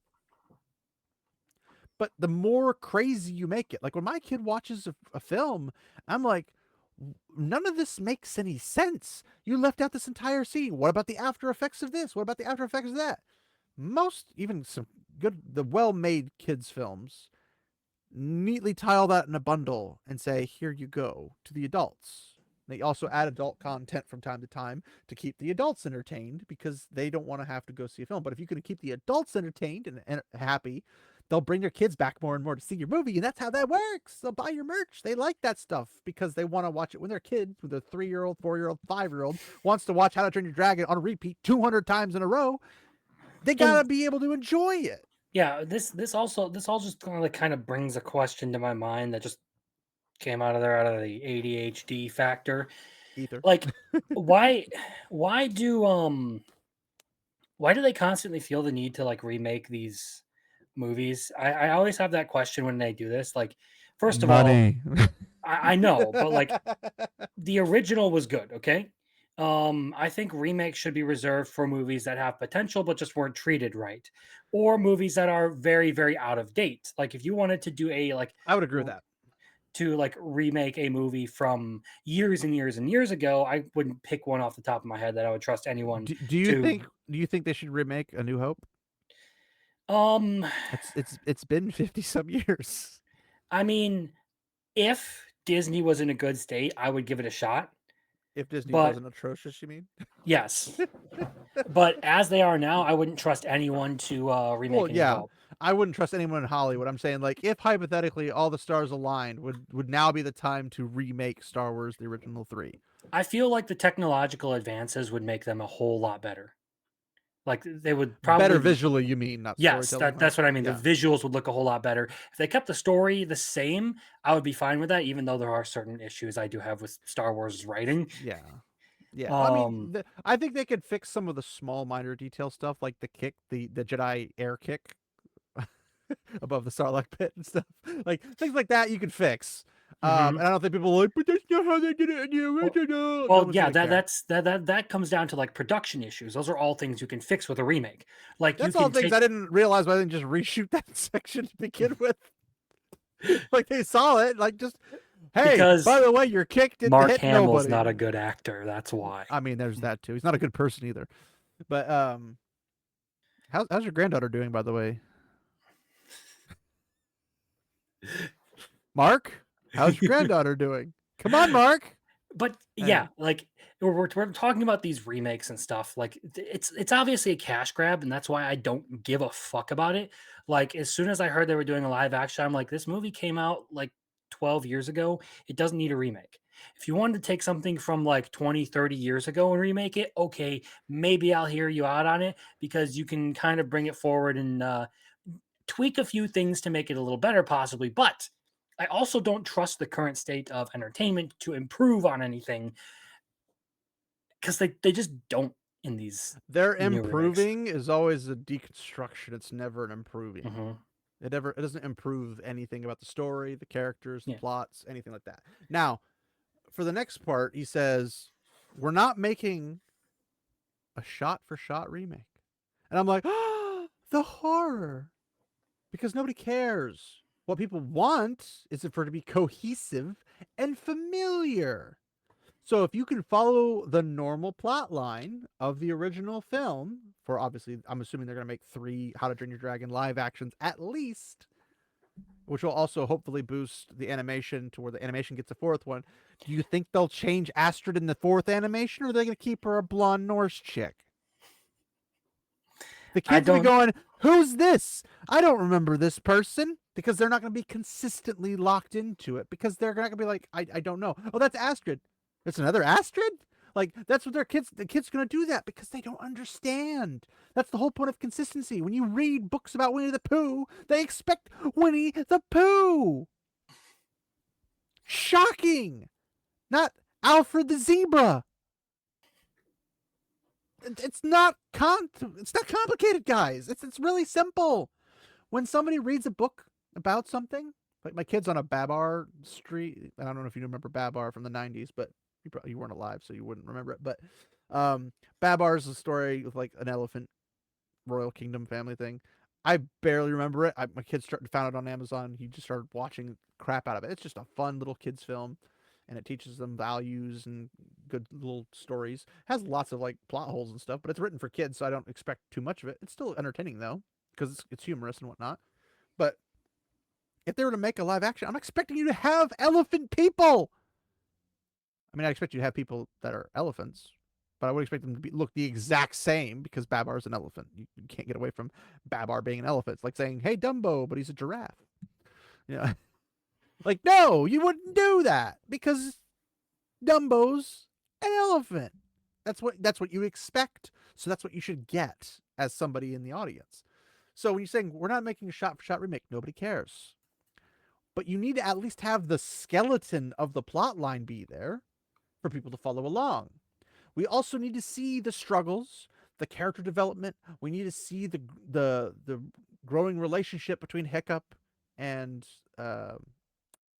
Toothless. I almost forgot his name. I almost called him Gummy. Toothless. And like these are things we need to see. If you have an extra shot here or an extra shot there, people probably don't care. As long as they follow along and don't pull you out of the immersion by characters behaving differently than they would. Astrid's kind of an off-putting person when you first introduced to her and Hiccup, because she's very aggressive about things because she wants to prove something. But then Hiccup's the one who gets to show everybody what he's about, what he's made of. And then she's kind of drawn to that, and then they grow in their relationship by his relationship with Toothless. That's the whole point. So if you have that, that's great. But if you spend the entire time with Astrid demeaning Hiccup the entire time, it's going to pull people out of the picture. It's going to pull kids like, I don't remember this from the animation. Why is she being a mean person to him? Why is he always being put down? Like beyond the obvious what you'd expect from the other like guys that were in it, like the one guy who's always bullying him around everything and then making fun of him. Like that you expect. The kids are going to expect that. But you pull them out of it and say like, well, now everybody in the entire village, including his dad, hates him and he's being ostracized because he's a freakazoid and whatever. Like That's not what they're going to expect. Now you're not doing a shot for shot remake. You're not even doing the same film at this point. Like, you need to stick to the core skeleton of the plot. You need to keep the characters the way their personas are expected to be, which is what they were in the animation, which presumably is what they were in the books, if they existed. I don't know how many characters are actually in the books, but if Astrid wasn't in the book, then they made up a whole new persona for Astrid in the movie, but it made it work because it didn't pull you out of the whole concept. They gave you something that made sense. I'm assuming if Astrid wasn't in the books, that means that there was no love interest for him, so they added that bit probably for girls, since dragons typically are aimed more towards boys. So maybe they went that route because they wanted a strong female character that girls could look up to, and that she can become fun, because she does become fun, and she becomes a good character. Mm-hmm. So that, like, oh, this is something for the girls, so you can have boys and girls enjoy your film, and then everybody wins. And the parents are like, these dragons are kind of cool. It's got Gerard Butler in it. This is really cool. And then now the adults are invested. So now you have adults, you have boys, you have girls. You've got the entire audience you could possibly want. So just do what you would make them to begin with. Like, it doesn't have to be a shot for shot. I'm sick and tired because they did this with Wheel of Time. They did this for Rings of Power. They did this for all these other things. They're like, well, we can't do a shot for shot. Nobody wants you to do a shot for shot because you're not competent enough to do it. But if you had somebody do it shot for shot and they knew what they were doing, they could probably make it sound really good or look very good or what, all of the above. But them going, we're not making a shot for shot remake. Nobody cares. Stop using this as defense. Nobody cares. We just want you to make the film be like the film, because that's the film. It's How to Train Your Dragon 1, so it needs to be like How to Train Your Dragon 1 the animated. Pretty straightforward. We just stuck close to the key moments to honor the original. Okay, so you're allegedly sticking close to the skeleton of the story. Okay. Which I remain very proud of. Well, you should. You did a good job. Why would you not be proud of your work? Especially considering how successful it was. The teaser features a few of those moments, which they did. I saw a couple shot for shot remakes, ironically, but oh boy. But instead of a completely new tale, we aimed to embellish and deepen without abandoning the story the fans love. What do you mean by embellish? Are you replacing storylines that you had with other ones? Are you adding to them? Is this romance going to be like super hardcore now? Is it going to be barely touched upon? What are you embellishing? Is it character development? Is it plot points? Is it beats? Are the dragons going to be totally different from what we remember them, aside from obviously toothless? Are we going to have the short, fat, floaty, balloon-looking dragon? Are we going to have the long, double-necked ones that the twins get? Like, what are we getting? What's embellished? How are you deepening it? And if you're not abandoning the story that people love, well, the story's about Norse Vikings. So there should be Norse people, right? And they should look Norse. So even if you pick somebody who's not technically Norse because she was born in Britain, maybe, just maybe, you should have her have the appearance of a Norse person. Because that's what you have, a makeup, cosmetics, and theatrical department that makes all the extra stuff. That's what it's for. It always makes me laugh seeing like people like get into these huge debates and stuff over this stuff, because like I've said earlier, like the American style diversity of race and all that ain't the norm, not even around the world today, but throughout history. Because like there's nothing racist about one people group being in an area and another people group being in another area. Hold up. If it's not multicultural diverse, it's racist. It's inherently racist. You clearly did not read the Hollywood memos you were supposed to read. Good sir. I think most people who like subscribe to this stuff just feel guilty for being white, and they are like trying to justify like, or they're trying to like atone for themselves, and like, I feel guilty I'm that so they're white. sorry my ancestors weren't diverse. I'm so sorry that there weren't this group of people and this group of people among my ancestors. I'm sorry we weren't the slaves instead of your people, because that's how that went down. But okay, okay, motherfucker. Why can you explain to me why yes, you do or do not have family in certain countries? I explained that my family came to America after the Civil War was done with, so couldn't have had slaves. Shocking. Because given genetics, you can trace everyone back to a common ancestor. That's just a thing, and you don't even have to go as far back as you would think. It's obviously monkeys. Didn't you read the memo? Gosh, you're really That's behind on all racist. this. That's really racist. It's racist. Yeah, That we all had a racist against common monkeys. ancestor. Well, that's true. The poor Neanderthals. They have no descendants. But no, that's my point. Is you want to talk, excuse me. You want to talk about how like diversity and all of that is somehow like the new like required thing, but look around the world at how many nations developed without diversity. There's a reason for that.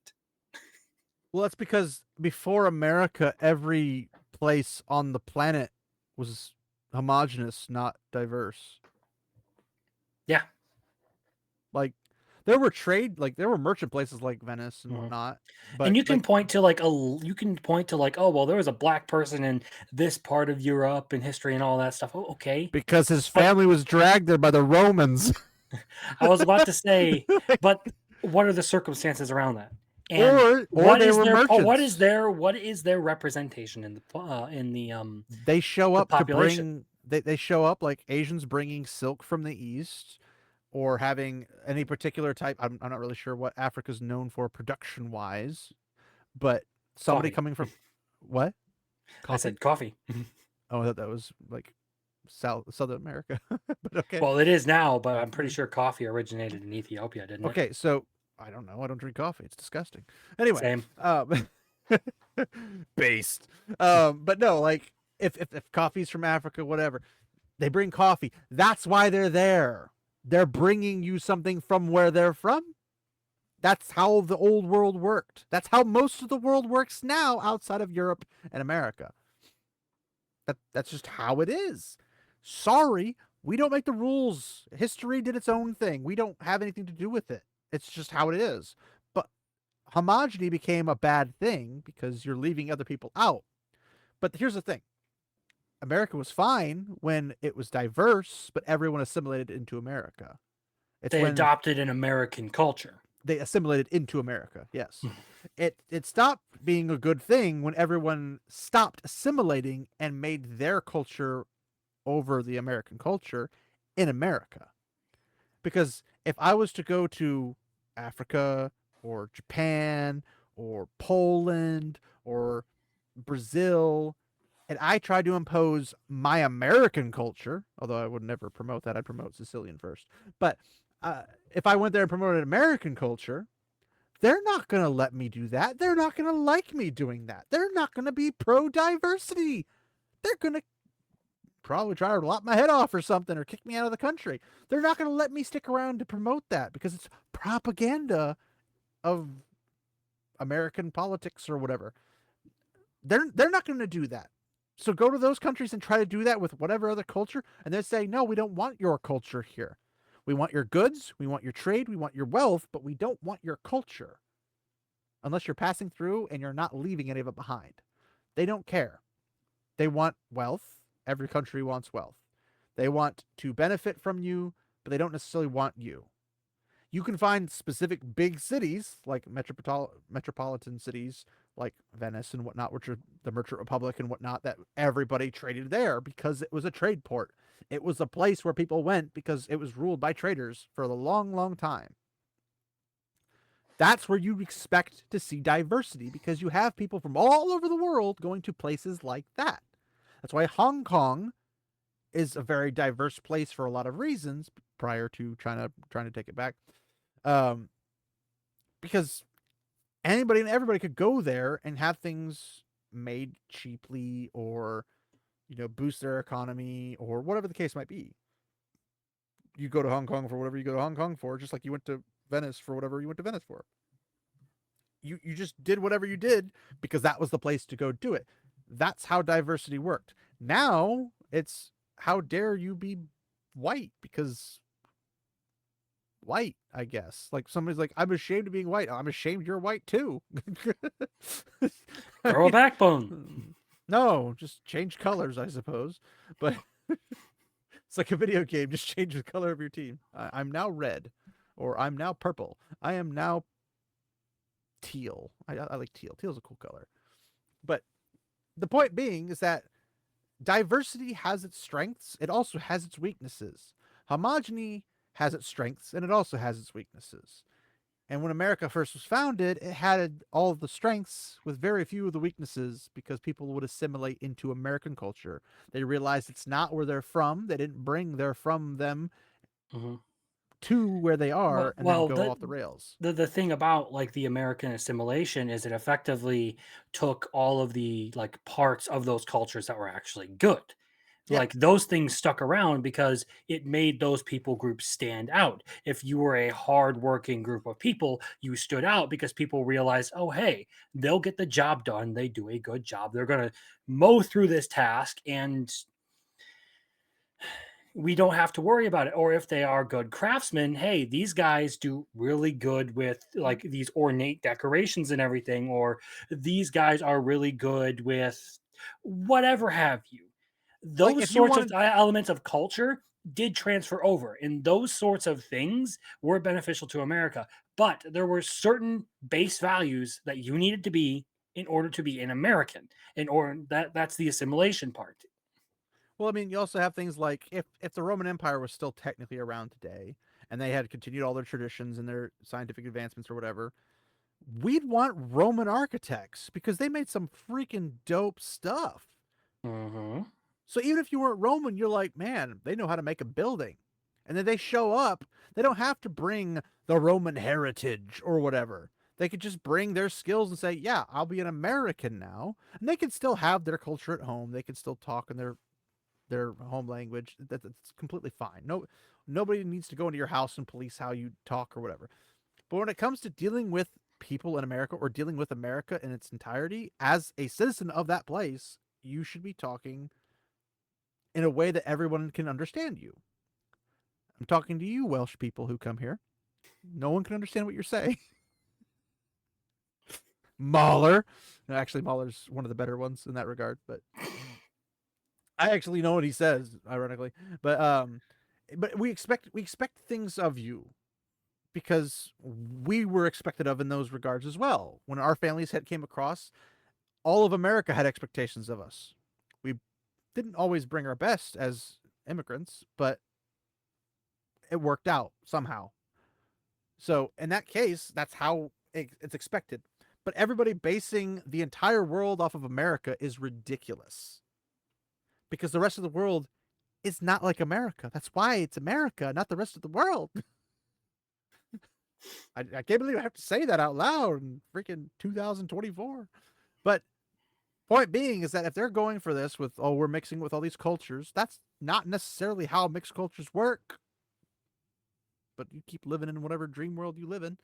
And stop with the whole, we looked at their animated counterparts. They look like it, but we're going to go with something else entirely. And it's going to be their spirit and their personality. You're supposed to be able to act and make up the spirit and personality. That's literally the job of an actor and actress. It's almost like if you hire a stunt man or stunt woman, you expect them to be able to do stunts. Well, we hired our stunt people based off of their personality and their spirit. Like, If you hire a what? sign language interpreter, you would expect them in most cases to be able to speak sign language. Well, to sign language, you don't speak sign language. Fuck off. Entertainment! Kindly remove 2 of your ribs and suck your own dick. I'm already missing all my ribs. I ate them. They were delicious. Congratulations. You didn't say they were technically my physical human ribs. You just said ribs, and I had a nice big platter of ribs. Really good. Congratulations. Thank you. Mac and cheese goes really well with it, by the way. Anyway, so what we expect, because apparently we're the racist, bigoted ones or whatever, sexist, homophobic pick your bingo card for Mhm. the day because it doesn't really matter because the words don't have meaning anymore. But we expect you to be consistent as a storyteller. We expect you to have the characters behave as the characters behave in the story. We expect you to follow the story beats and the plot beats and like to give us the story because otherwise you'd be making How to Train Your Dragon 17 live action for whatever reason. You would be making How to Train Your Dragon 1 based off of How to Train Your Dragon 1 the animation. That's the whole point. So if you're going to start here, and maybe they'll do 2 and 3 live action, and then maybe they'll take 4 and on and go a completely different direction. Maybe they'll never do animations again. That, in my opinion, is a bad idea because that's where the money is. The kids want the animations because they're funnier, they're sillier, they're not as terrifying. But I can see a story with dragons like this in live action can become really terrifying really quick. Because if I remember, it's the big fat huge dragon from the first one, right? The bad guy. Yeah, the den mother or whatever the fuck that Yeah, thing was. the Godzilla looking one. Yeah, Yeah. that's gonna terrify kids if you put that. Like, it's gonna be literally just Godzilla just out of the water right in front of their village. It's gonna terrify children in live action. Yeah, pretty so, much. so you do animation for the younger kids, so that that's a bigger audience than live action. But I mean, not saying it won't make money. It'll still make money, I would assume, because it's How to Train Your Dragon, and that's what people want. But there's a lot of ways you could have taken this, and I just don't understand. Like, just give Astrid blonde hair and let her behave like Astrid in the show. And I can't think it would be that difficult, but I'm pretty sure. Doesn't Astrid have blue eyes? Just give her some contacts lenses if she doesn't have natural blue eyes. It's that simple. Like, it's the simple little things. Like, we couldn't dye their hair. We couldn't give them a wig. We couldn't give them contact lenses. We couldn't do the most basic stuff to give us just what you'd expect from the description. Yeah, and like they want to act like these details don't matter, but in a lot of cases they do. It would be In really weird. stories, details matter. Yeah, it would be really weird. So let's just pick a random one. The first one that comes to mind is Naruto. It'd be weird if Kakashi didn't have silver hair because that's kind of part of his identity. And in fact, it's a huge identifier and part of how people react to him because of the silver hair. All right, let me see if I can find this. Okay. Yes, I am pulling a Tolkien move. So And what you're if about Goku has blonde hair base? There's like that doesn't like isn't a huge like he's significant part of he's not born Super Saiyan. Get it right, yeah. guys. Come on. All right. So let's see. Oops, I'm gonna zippity this up a bit more. Maybe get rid of those ads. Nope, those ads are here to stay. Oh, here we go. Woo! That took a long time to get. Okay, here we go. Boop. All right. When Christopher and Michael Tolkien were young, their father would tell them tales of dwarves, elves, and hobbits. But the stories weren't read from a book. They came from J.R.R. Tolkien's imagination. In an interview in the Sunday Telegraph in 1973, Michael described the stories that his father would tell at bedtime. They were infinitely more exciting and much funnier, quote unquote, than any other stories they heard before. But only Tolkien's children were able to enter into the world of Middle Earth. It wasn't until Christopher, who was very concerned with consistency in his bedtime tales, critiqued his father's bad memory about details of the story, his father took pen to paper and began recording the well-loved saga of the Lord of the Rings that we know today. In the introduction to the 50th anniversary printing of The Hobbit, Christopher wrote, and I quote, "He also remembered that I, then between 4 and 5 years old, where my kid is right now, was greatly concerned with petty consistency as the story unfolded, and that on one occasion I interrupted. Last time, you said Bilbo's front door was blue, and you said Thorin had a gold tassel on his hood, but you've just said that Bilbo's front door was green, and that the tassel on Thorin's hood was silver. At which point my father muttered, 'Damn the boy,' and then strode across the room to his desk to make a note." I love this story every time I hear it because it's great. But it's often rumored that Tolkien wrote The Lord of the Rings for his children, Christopher, Priscilla, John Francis, and Michael. But in an interview with the New York Times in 1967, Tolkien explained that while his children inspired the story was written for much more than just the amusement of his children at bedtime. That's all sob stuff, he told Philip Norman. Anything that in any way marked out The Hobbit as for children instead of just for people, they, the Tolkien children, disliked instinctively.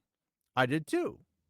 And now that I think about it, instead of creating a story just for children, Tolkien had a deep respect for his own children and children in general, which shows obviously signs that, he didn't think children were stupid.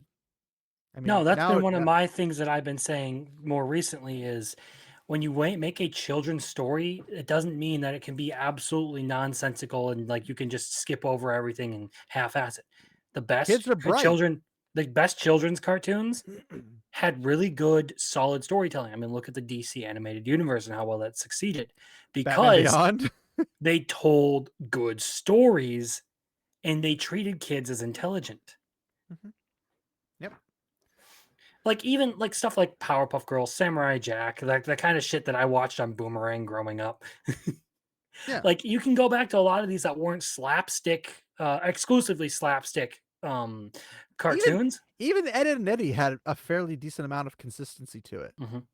Or like, I mean, you can find a little bit of that in like Tom and Jerry, but that's still more slapstick than anything. Yeah, but You Tom go and with like Jerry the is a very random. yeah, you still go back and you find like good cartoons and stuff, and it was like consistently they didn't treat kids like they were idiots. Like, sure, Yeah, some of it is well, whimsical and fun and goofy, but they don't treat kids like idiots. I would say that things like Tom and Jerry weren't designed necessarily, initially anyway, to tell a story as much as tell a scene. And the Pretty scene much. was Tom wants to get Jerry, Jerry's doesn't want to get got by Tom, and they have this funny little slapstick whatever one shot, and then they move to the next scene, which is a different setting at a different time, might even be a different year, and then they repeat the process but differently and in very creative ways. That was literally it. But in terms of like this, he helped he even let his son Christopher help construct the story while growing up. Further, in the New York Times interview, Tolkien said, "Children aren't a class. They are merely human beings at different stages of maturity. All of them have a human intelligence, which even at its lowest is a pretty wonderful thing, and the entire world in front of them. It remains to be seen if they rise above that." And Tolkien's children first heard tales of Bilbo Baggins and his adventures in the Shire in the late 1920s, but it wasn't until 1930 that Tolkien wrote the official first words of The Hobbit on a page one of his students' test papers. At the beginning of the writing process, Tolkien typed up his stories. As his sons Michael and Christopher grew up, they also helped him type up the stories. They even helped him in the editing process. Striving for absolute perfection, Tolkien paid his son Christopher 2 pennies for every mistake he found. He must have gone broke reading through the thick manuscript. After 8 years of work and imagination, Tolkien finished The Hobbit and dedicated it to his children and their inspiration for the mythical tale. After finishing sections, he would read them to his children as bedtime stories. But as his children got older and didn't call for the stories regularly, Tolkien worked on the manuscript less and less. It wasn't until his friend C.S. Lewis, Chronicles of Narnia, urged him to publish his work that he finally sent it off to the publisher, Sir Stanley Unwin. And then he says, "The unpayable debt that I owe to Lewis was not influence as it is ordinarily understood, but sheer encouragement." Tolkien wrote a letter in 1965. He was for long my only audience. Only from him did I ever get the idea that my stuff could be more than a private hobby. But for his interest and unceasing eagerness for more, I should never have brought Lord of the Rings to a conclusion. That's the way I feel personally. But then Unwin showed the story to his son Rainer, who read it and loved the story. The Hobbit was published in 1937, and by the end of the year, the first printing copies were completely sold out. That's what good storytelling does for you. Tolkien's relationship with his children and their shared love for Middle Earth continued through these years. Towards the end of his life, Tolkien asked his son Christopher to finish the Silmarillion. Christopher had studied the languages at Oxford and knew the world and language of Middle Earth better than anyone else. A skilled writer and editor, Christopher follows in the footsteps of his father, and he fulfilled his father's wishes and finalized the Silmarillion, as well as many of his father's early works, including Unfinished Tales, The History of Middle Earth, and The Children of Hurin. And the last bit of this is when Tolkien passed away in 1973, his son Michael wrote in the Sunday Telegraph, "I, together with my two brothers and sisters, have not only lost a father who retained a close interest in every detail of our lives, but a friend of half a century standing, for he possessed the rare talent to combining fatherhood and friendship." And then through his incredible relationship with his children, Tolkien found help and inspiration for the creation of one of the greatest literary works of the 20th century. Now, that just shows me that Tolkien did not treat children like idiots. He treated them like children that had imagination, that had intellect, and even the ones with the lowest intellect, whoever they may be, they still could rise above it should they wish to. That, to me, shows a great respect for children. And one of the reasons it probably sold out is because kids loved The Hobbit. It was a fun adventure. It had silliness, slapstick, it had singing, it had poems, it had riddles, it had all the good stuff. It had a dragon. Now, excuse me. Woo. What are your thoughts on children and consistency and that type of stuff? I know you don't have any kids, but like, Well, when you were a kid, did you expect any form of consistency? I didn't quite pay much attention to it back when I was a kid. I but looking back on it, all of the cartoons I liked had consistent storylines. They didn't treat me like an idiot. They weren't just pure brain rot, so to use the word. Yeah. Well, I mean, the word they didn't have back then. I like it's even like in my words English I can do it. I'm approve and I Joe Biden this message. Um my position on it now is that effectively, like I said, the best children's material is stuff that treats children as mature enough to understand what's going on, to or worthy of giving a good story, pretty much. If you overlook details and just skip to and fro and don't actually like think about what you're saying, even with children, you will not succeed. It's one thing if you're talking about an infant, but with like children, you need to treat them like they're an adult, like they can. When it comes to writing a story, you need to treat them like they're an adult and that they can follow the logic of a story. Not necessarily that you convey the same materials to them. I think that should be pretty obvious. You wouldn't show a 6-year-old Attack on Titan or Berserk. That's just That would terrible be parenting. that would be abhorrent parenting, and you should be docked of everything you ever owned and your brain. Lobotomy But is the only option for you at that point. you could show them something like Batman the animated series. It'd be perfectly easy. There's some stuff in there that can be considered like dark or a little heavy, like the baby doll stuff and Well, despite more. it being heavy, the children can pick up on the morality that's being expressed through Yes, the work. it's still done in a way that children can palate it. It won't traumatize them with those things. Like even the baby, like they, like they can watch the episode with a baby doll in it, and they could pick up on like, oh, this person is suffering because of their condition. They can follow the story. They won't pick up on like all of like or they won't be like scarred by a lot of the darker stuff that you can find in Batman the Animated Series.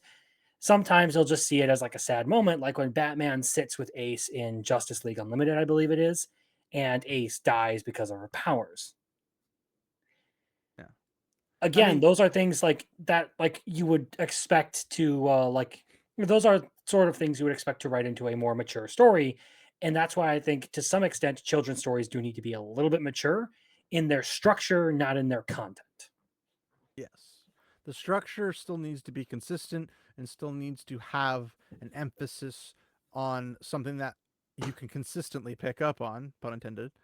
And that way, whenever the reader, whether it be a child or an adult, because some adults these days I question their ability to have reading comprehension skills. Thank you for that. That pickup, uh, sorry. yeah, that picked up. It does it for all of us. Don't worry.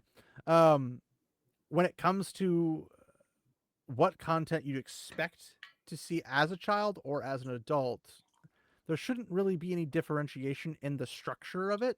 There should be a differentiation in the content. Like kids don't get the explicit content. Adults don't technically need the explicit content, but it'll be better for that audience rather than another. Now, something else that Tolkien had was a little instance with his mom before she passed away. I first tried to write a story when I was about 7. It was about a dragon. Wait, these fantasy things? So that means it has laser eyes and has a tank lower half body, and it obviously has a robotic poop that launches out detonated explosives like dynamite. Clearly, because it's just fantasy. It's not real, guys. You can do whatever you want with it. It doesn't matter. Anyway, I first tried to write a story when I was about 7, and it was about a dragon. I remember nothing about it except a philological fact. I think it might be philological, but yeah. My mother said nothing about the dragon, but pointed out that one could not say a green great dragon, but had to say a great green dragon. I wondered why, and still do. The fact that I remember this is possibly significant, as I do not think I have ever tried to write a story again for many years and was taken up with language. So, for those of you who don't know this, what actually prompted Tolkien to even like go into Oxford and work on languages and everything is that whole interaction with his mom. Because as a child, very young child, he got confused by language and then went into the field of language and become an Oxford professor of language. I know, shocking. But it's one of those things where without that, he would not have become an Oxford professor. And without that, his kids would never have corrected him. He would never been, damn the boy. And then we would never have gotten The Hobbit. We would have never got Lord of the Rings. We would have never got The Silmarillion, Unfinished Tales, Huron, all that. Like, none of that would exist without this little thing for a kid questioning something because it was explained to him and he didn't like that it was explained and he couldn't figure it out. So then he went and became a language person. Then he built multiple languages and then built a story around those languages. That's how everything happened. So saying a kid can't figure something out is just insulting to kids. Now, a lot of parents these days don't do right by their kids and like challenge them or let them grow. They basically just throw them in front of a TV and never let them do anything. They just assume that their kid's brain dead because at least they're not bothering me, the parent, right? That's the average parenting. I mean, that's literally what it is. I worked at a school for a little bit. Their parents would be like, here's a new Jeep. I'm never going to see you for the next 2 years, but here's a Jeep. That's their form of love, was just throwing objects at them, not actually giving them the love and attention and guidance that they need as parents. That's just how that is. But when I see these film people coming out and saying, yeah, well, we wanted the spirit, that we wanted them to embody the spirit and the personality. We just want you to be consistent. If you're going to go something, the least you could do is dye her hair. If you're going to go braids, at least make it blonde. At the bare minimum, dye her hair blonde. It's not that difficult. But my biggest problem is the director's view on this, because he makes 3 consistent films. And then the first time he goes to live action, he makes it inconsistent for no reason. But literally, there's not a good reason in order to like make this film, unless it was a DEI thing where like you have to have this many non-blonde characters or something. I don't even know. Like they even made Hiccup look more blonde than he's supposed to be. He should have more brown hair. Make his hair brown. It's literally a dye. It's not. It can come off after you're done filming. It's not that complicated, guys. You have entire sections of Hollywood that deal explicitly with this stuff. Use them. But all you have to do, like, we want it in braids. Okay, make it blonde. But that's not even the big thing. The big thing is the director himself has pulled away from how his setting is and how consistently. Why is an Astrid, a Norse white, blue-eyed, blonde-haired Norse Viking in one film, and in the next film she's Asian with red eyes, and then in the next film she's Native American and she's got purple eyes? Why is it that she's the same in all 3? Because it contradicts him, his own words, to have them be consistent and be that thing. Why did they have a different voice actor? Maybe when she's older, she has a different spirit and personality. Why are you using the same voice actor? Don't you have to go through a whole nother casting choice to get somebody else? I mean, technically in voice acting, it's easier to do that because you don't need to per se. But perhaps they needed somebody else. But he chose to stay with the same person. So he's consistent in his animation. He's not consistent to his animation with his live action. But he keeps saying these things, and other people keep parroting him with like, "It's got dragons in it. It's fantasy. Why do you have to? Let's go start World War III or whatever the stupid other person said." Like, none of it makes sense. And I honestly cannot understand if these people are just intellectually deprived, that they don't understand how storytelling works. But I'm betting their writer's room is probably not that good. They're probably new. They're not probably going to be like legendary long-term I'll be looking writers. for the same inconsistencies in their writing that I pointed out in that War of the Rohirrim clip. Oh no. It's going to be a crapshoot. But that's next Friday. So, Yeah. hey. But in terms of like, I would expect consistency from any story whatsoever. And when I'm even watching stories with my kids, I'm pointing out on the screen, well, what happened to this? They robbed a bank. Are they going to get in trouble? No, just a slap on the wrist. Don't do that again. I'm like, what is this teaching our kids? It's teaching them that they're going to get a slap on the wrist. They can do whatever they want. They can walk over people. But they're being told to be nice to people and have friends. Yes, but they're not being told anything of value, because you can make friends and be nice aside from all of that. Like, the writing is just not good. I don't like it. I want my kid to like learn from something. I don't want them to just sit there mindlessly absorbing stuff. Like, if you watch a whole show about sharing, it doesn't matter anything if your kid doesn't come away at the point he needs to share. Like, that's why you don't watch Coco Melon or Peppa the Pig Or Caillou. Oh my gosh, Caillou. Oh, there's a reason all three of those are banned in our house. Multiple respect reasons. it. I'm like, my kid's gonna turn 5. We're watching Fellowship of the Ring, live edition, extended, one sitting. Yeah, he's gonna have terrible nightmares from those Nazgul, because I had terrible nightmares at 11 years old. I saw it in theaters. I didn't watch scary stuff when I was growing up, so I was not prepared for the Nazguls to be terrifying. I didn't watch scary stuff when I was growing up, and I never got nightmares from that. How At old were you? 11. You were 11? Yeah, when I watched the Lord of the Rings for the first time. You were 11? Yeah. What year was that? I didn't watch it in theaters. I I watched it. did. At Okay. like 1 in the morning. We got out at like 1:30 in the morning. It's not a good time to do that. Would have been like, ooh, I've adapted since then. The Nazgul have actually become some of my favorite characters. Witch King is 2010, boss. 2011 was what it would have been when I saw Oh, it. you such a baby. Everything is worse then. So obviously that's not going to terrify you then. This was like peak cream of the crop. You know, this was like the best stuff back in the day. Okay, well, how about I dig you up from the fucking mud bed, you fossil? I'm already dug up, so you're a little late there behind, you know. You Neanderthal. Yeah. At least I was frozen in time and ice. You friggin' like got thawed out well before me in that regard. Anyway, that's all I really come up with in terms of thought process. And this, the director himself is not consistent with his own ideology and his own thought process of how to make a good story. And I don't know what changed, because the first one and this one are like what, 10 years apart, something like that. It's like, Yeah, I think that sounds about right. there's like there's a decent chunk of time between that, but something happened between then and now to all of a sudden we don't care about consistency. Well, yeah, my biggest issue is, and you can point to this in multiple cases on both ends of it. Consistency breeds trust. If you are if you are committed to something and are consistent with doing that thing, people will inherently trust you to do that thing.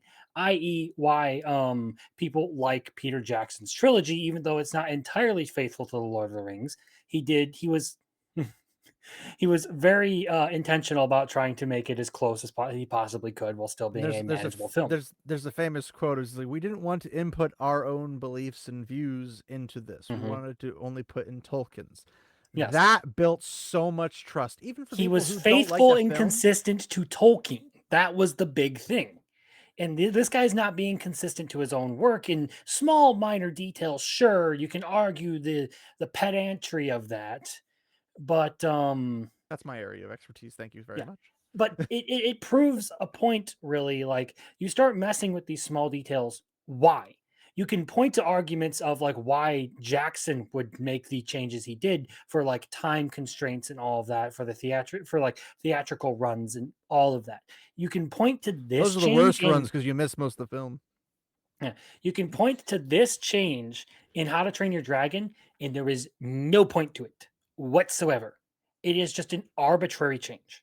It does not That benefit is the the story. fundamental difference between good changes and bad changes and the fundamental reason why consistency is important. Even the fat kid, they have him with black hair, but he has blonde hair in the animation. Just dye the kid's hair blonde. It's not that hard. It's really not. Are there black Vikings or black-haired Vikings? Yes. They're not black Vikings, but there are black-haired Vikings. But he's not one of them by the guy's own creation. I mean, you have your concepts pre-drawn and even 3D animated. Just follow the guy you built yourself. I don't like it'd be like you go into your mom and say, "Mom, you got this recipe for this really delicious meal. I remember when you made this when I was a kid. It was great." Then she comes back and makes it, but it tastes nothing like the original recipe because she didn't want to use the same old crusty recipe. But she had it written down, so she made adjustments, and the adjustments made it terrible. That's exactly what's going to happen in that regard. Excuse me. I'm not saying that it's inherently going to be terrible. I'm not saying it's inherently going to be awful. I'm not going to say it's inherently going to fail. It's probably still going to sell. But it's not going to be the same thing. Because we're going to be broken in the immersion. The trust will be broken because we're going into it expecting the characters that we were given in the first film. Because almost everybody, and I guarantee almost everybody who goes see the live animation has probably watched the first How to Train Your Dragon animated film at least once before they go see it. Because they'll be like, oh, the live action is coming out. Let's go watch the animated. That's going to be the average population. And you're going to see the sales for the animations skyrocket, or access to the stream skyrocket. So why can't we just have the basic bare minimum dignity that you had set for yourself in the first 3 animated films and get that in live action? By just making minor adjustments to go back to what your animation was. Instead of just trying to hide behind this horrific defense of, well, it's not a one-to-one shot remake. It's not a shot-for-shot remake. It's not a we wanted to make our casting, even though we got lots of them that looked like the character, we didn't want them because they didn't embody, like, that's the freaking whole point of acting. And she's not a complicated character. Like, how much you want to bet we're going to watch the film and her acting, because she's directed to, I'm not going to blame her for the acting inherently, because you can be directed to act poorly. It's going to be directed to act less than ideal, and it's going to be something that anybody could have done. Like, I could go to somebody who's been in the theater class at high school for like 30 minutes. They could probably do it better, because the direction that they probably will go with it isn't going to be like a huge spirit increase. It's not going to be a huge personality increase. It's not even going to be an increase. It's not even going to be the same thing, because they don't know. They're using the wrong terms to describe what they want to do. That's the problem. But anyway, anything else you want to end with on that regard? No, I got none. As usual. Hey. Nada there, boys. Nada there.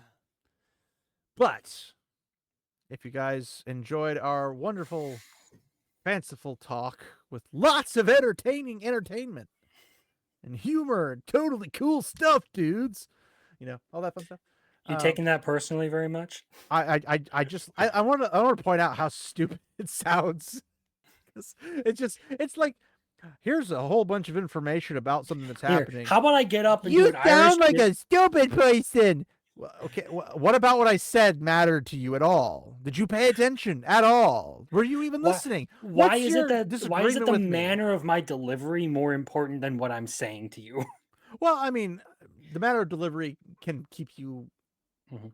like Well, I think enclosed with the that's really the material. critique that's going on here is you're not funny enough with the way you're not entertaining enough with the way you deliver dialogue. You're too dry and all that. Well, some people would prefer it that way. What do you want me to If stand you up have here and talk about Skibbity Riz, Ohio? Look how good this is. you're not doing Skippy Riz right because you're not having your head pop out of a toilet. But Ugh, if fuck, I if hate that thing so much. I never watched it, never will, thank God. The only But act of terror I will ever commit in Minecraft is to that end, ridding the world of that thing. popping your head out of a toilet. But no, like when somebody has the time and the effort to leave a comment, thank you for leaving your comments, by the way. Just point out that you're not funny. Why did you leave the comment about it then? Like, if I don't find somebody funny or entertaining or drawing me in, I just stop watching the video and go somewhere else. Like, I don't like leave a comment and point out something because then it's like it sounds like you disagree with me, but I'm not doing it in the happy doodah way you want me to, which I don't understand either because I'm not like a very serious person. I'm really not. So like, and if you are so bothered by that and you want to be entertained, why don't you come to a live stream? When I do a live stream, come to that live stream. Be in the comments. Ask for some form of entertainment. Ask for me to mimic Gollum or something, and I'll do it for you. And you can be entertained. But it doesn't make sense to be like, I don't think this guy's funny. Oh, okay. I'm pretty sure it's a heavy topic, so why am I supposed to be funny? But even if it isn't, Congratulations, I'm here to do things my way, and if that's not for you, look, I'd love the subscribers, but I'm going to do not what even I the feel is best for the subscribers, topic. not even subscribers. I'd love for people just to come in and leave with more than they came. I want them to know that there's something out there called knowledge, and they are allowed to have it for free if they would like to. You don't even have to subscribe. I'd love for people to subscribe. I'd love for people to send super chats whenever that's even available, which is going to be probably the 100 million years away. But I mean, Streamlabs for that kind of stuff would be nice, but that's not even it. I don't make money off of this. I do this because I'm passionate about it. And also, Child Garian got me into it. But I would have probably gotten into it one way or the other anyway, eventually. But I'd rather engage with people and thoughtful debates or thoughtful conversations or just a fun, casual conversation. Let's play video games and just chat. Then somebody come in and say, well, be funny. And then I be funny, but absolutely have nothing of substance in my content. And I don't make this content because I hate everything and everyone. I make this content because I want to point out that we have a serious problem. And maybe somebody hasn't talked about this particular topic in this way or cover all the different things like adding in the Tolkien bits. I doubt anybody who's talking about How to Train Your Dragon added Tolkien into their bits. It's just not how they do things. I am not normal. But I'm passionate about storytelling. I like storytelling. I don't have Mahler's ability to edit and make grand EFAP videos about like a 45-minute tactics video about The Last Jedi. I agree with him on it. I love his work, and it's what got me into this kind of side of the YouTube. But I don't have Mahler's personality because I'm not Mahler, but I do have me. And that might be a downside, but it's still there. It's all I got. But I mean, my attention to detail, my pedanticism, my technicalities, that's what makes me me. If you want that kind of stuff, if you want me to have fun, I mean, then just come to a live stream and ask me to have fun or do something fun. But if I'm making a video about something, I'll try to be as entertaining as possible because I want people to have fun.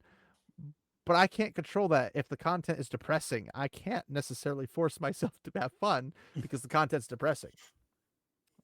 But I can still have fun in a lot of those situations anyway. So if you watch my videos or something, you might be surprised. I might entertain you, but I'm here mostly to entertain you with information. And that's what I want people to have. And I want you to have a good time.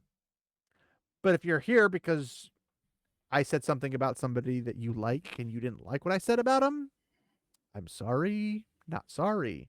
Because the only reason I said it about them was because it was true. And if it wasn't true by some miscalculation on my part, I'm fine with apologizing for it because I don't have an ego. I don't care about ego. I want to be accurate. I would like to be truthful. And I'd like my guests to come back because sometimes they don't want to.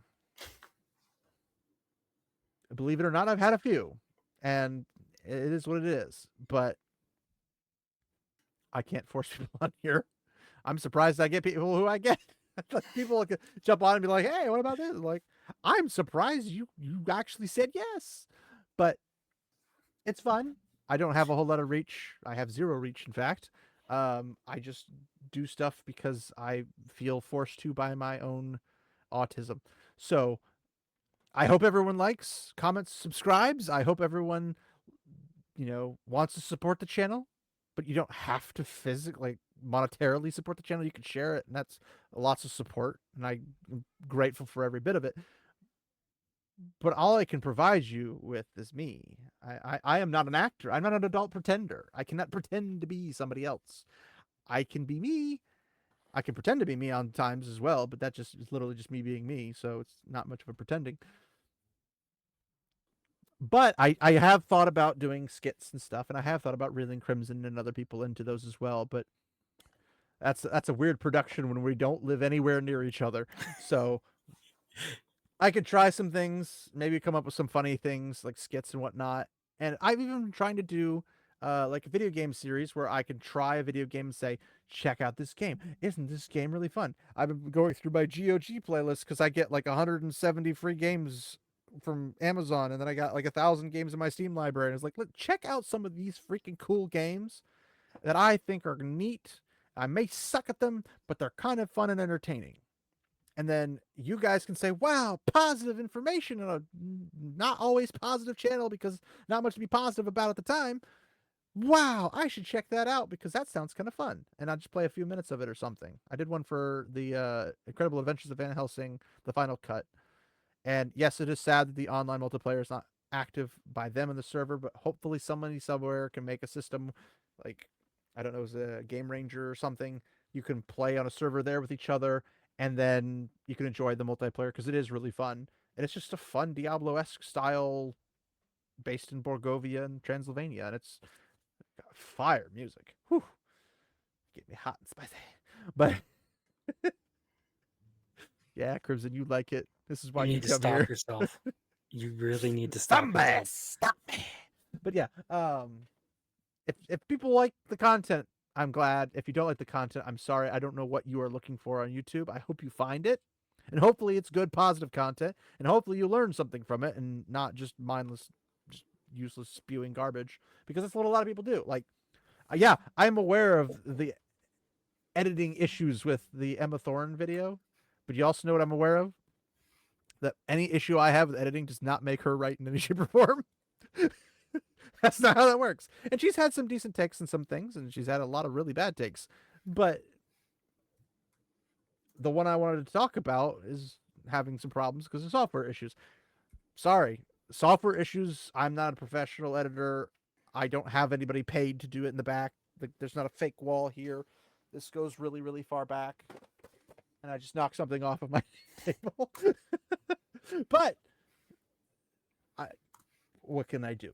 So hopefully you guys enjoy it, or if you don't enjoy it, hopefully you go find something that you do enjoy, and I wish you all the best. But at some point, I'd like to do more streams of Crimson too, so that would be fun as well. Since our Monster Hunter one did not go over. By the way, just caveat for those interested in Monster Hunter Rise. No, not Rise. Wilds is the new one. Wilds. It's not doing good in the specs area.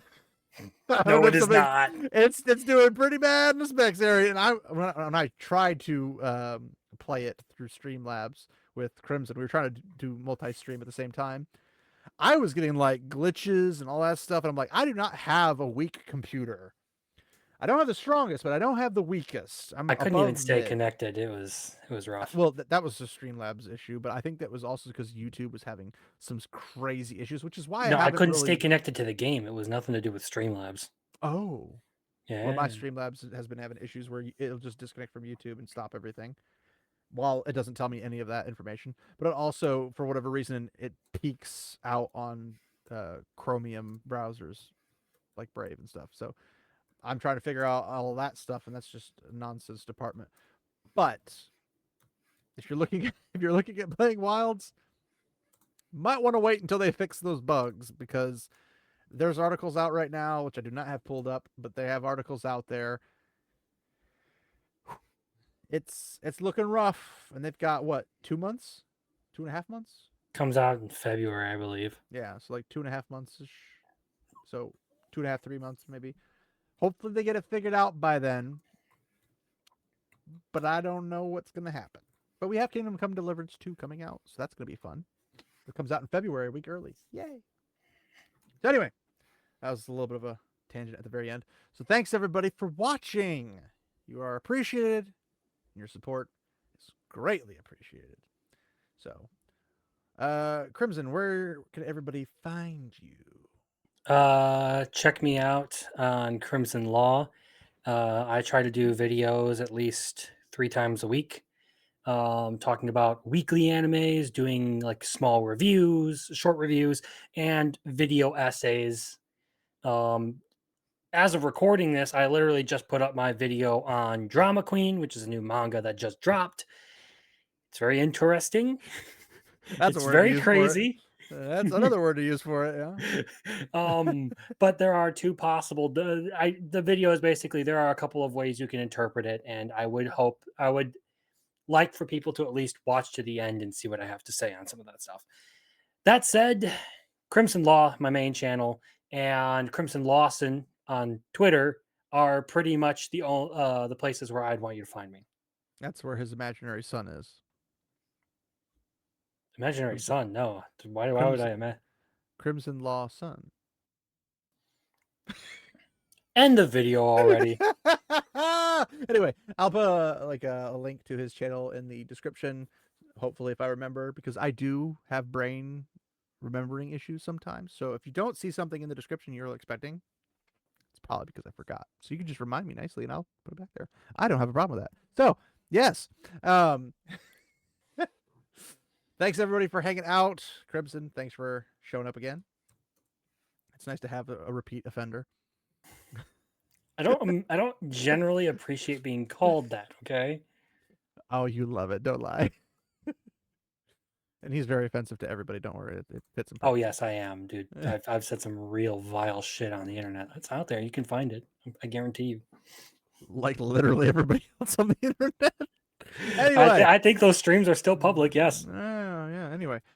Thanks, everybody, for hanging out. Remember, my friends, walk in the light.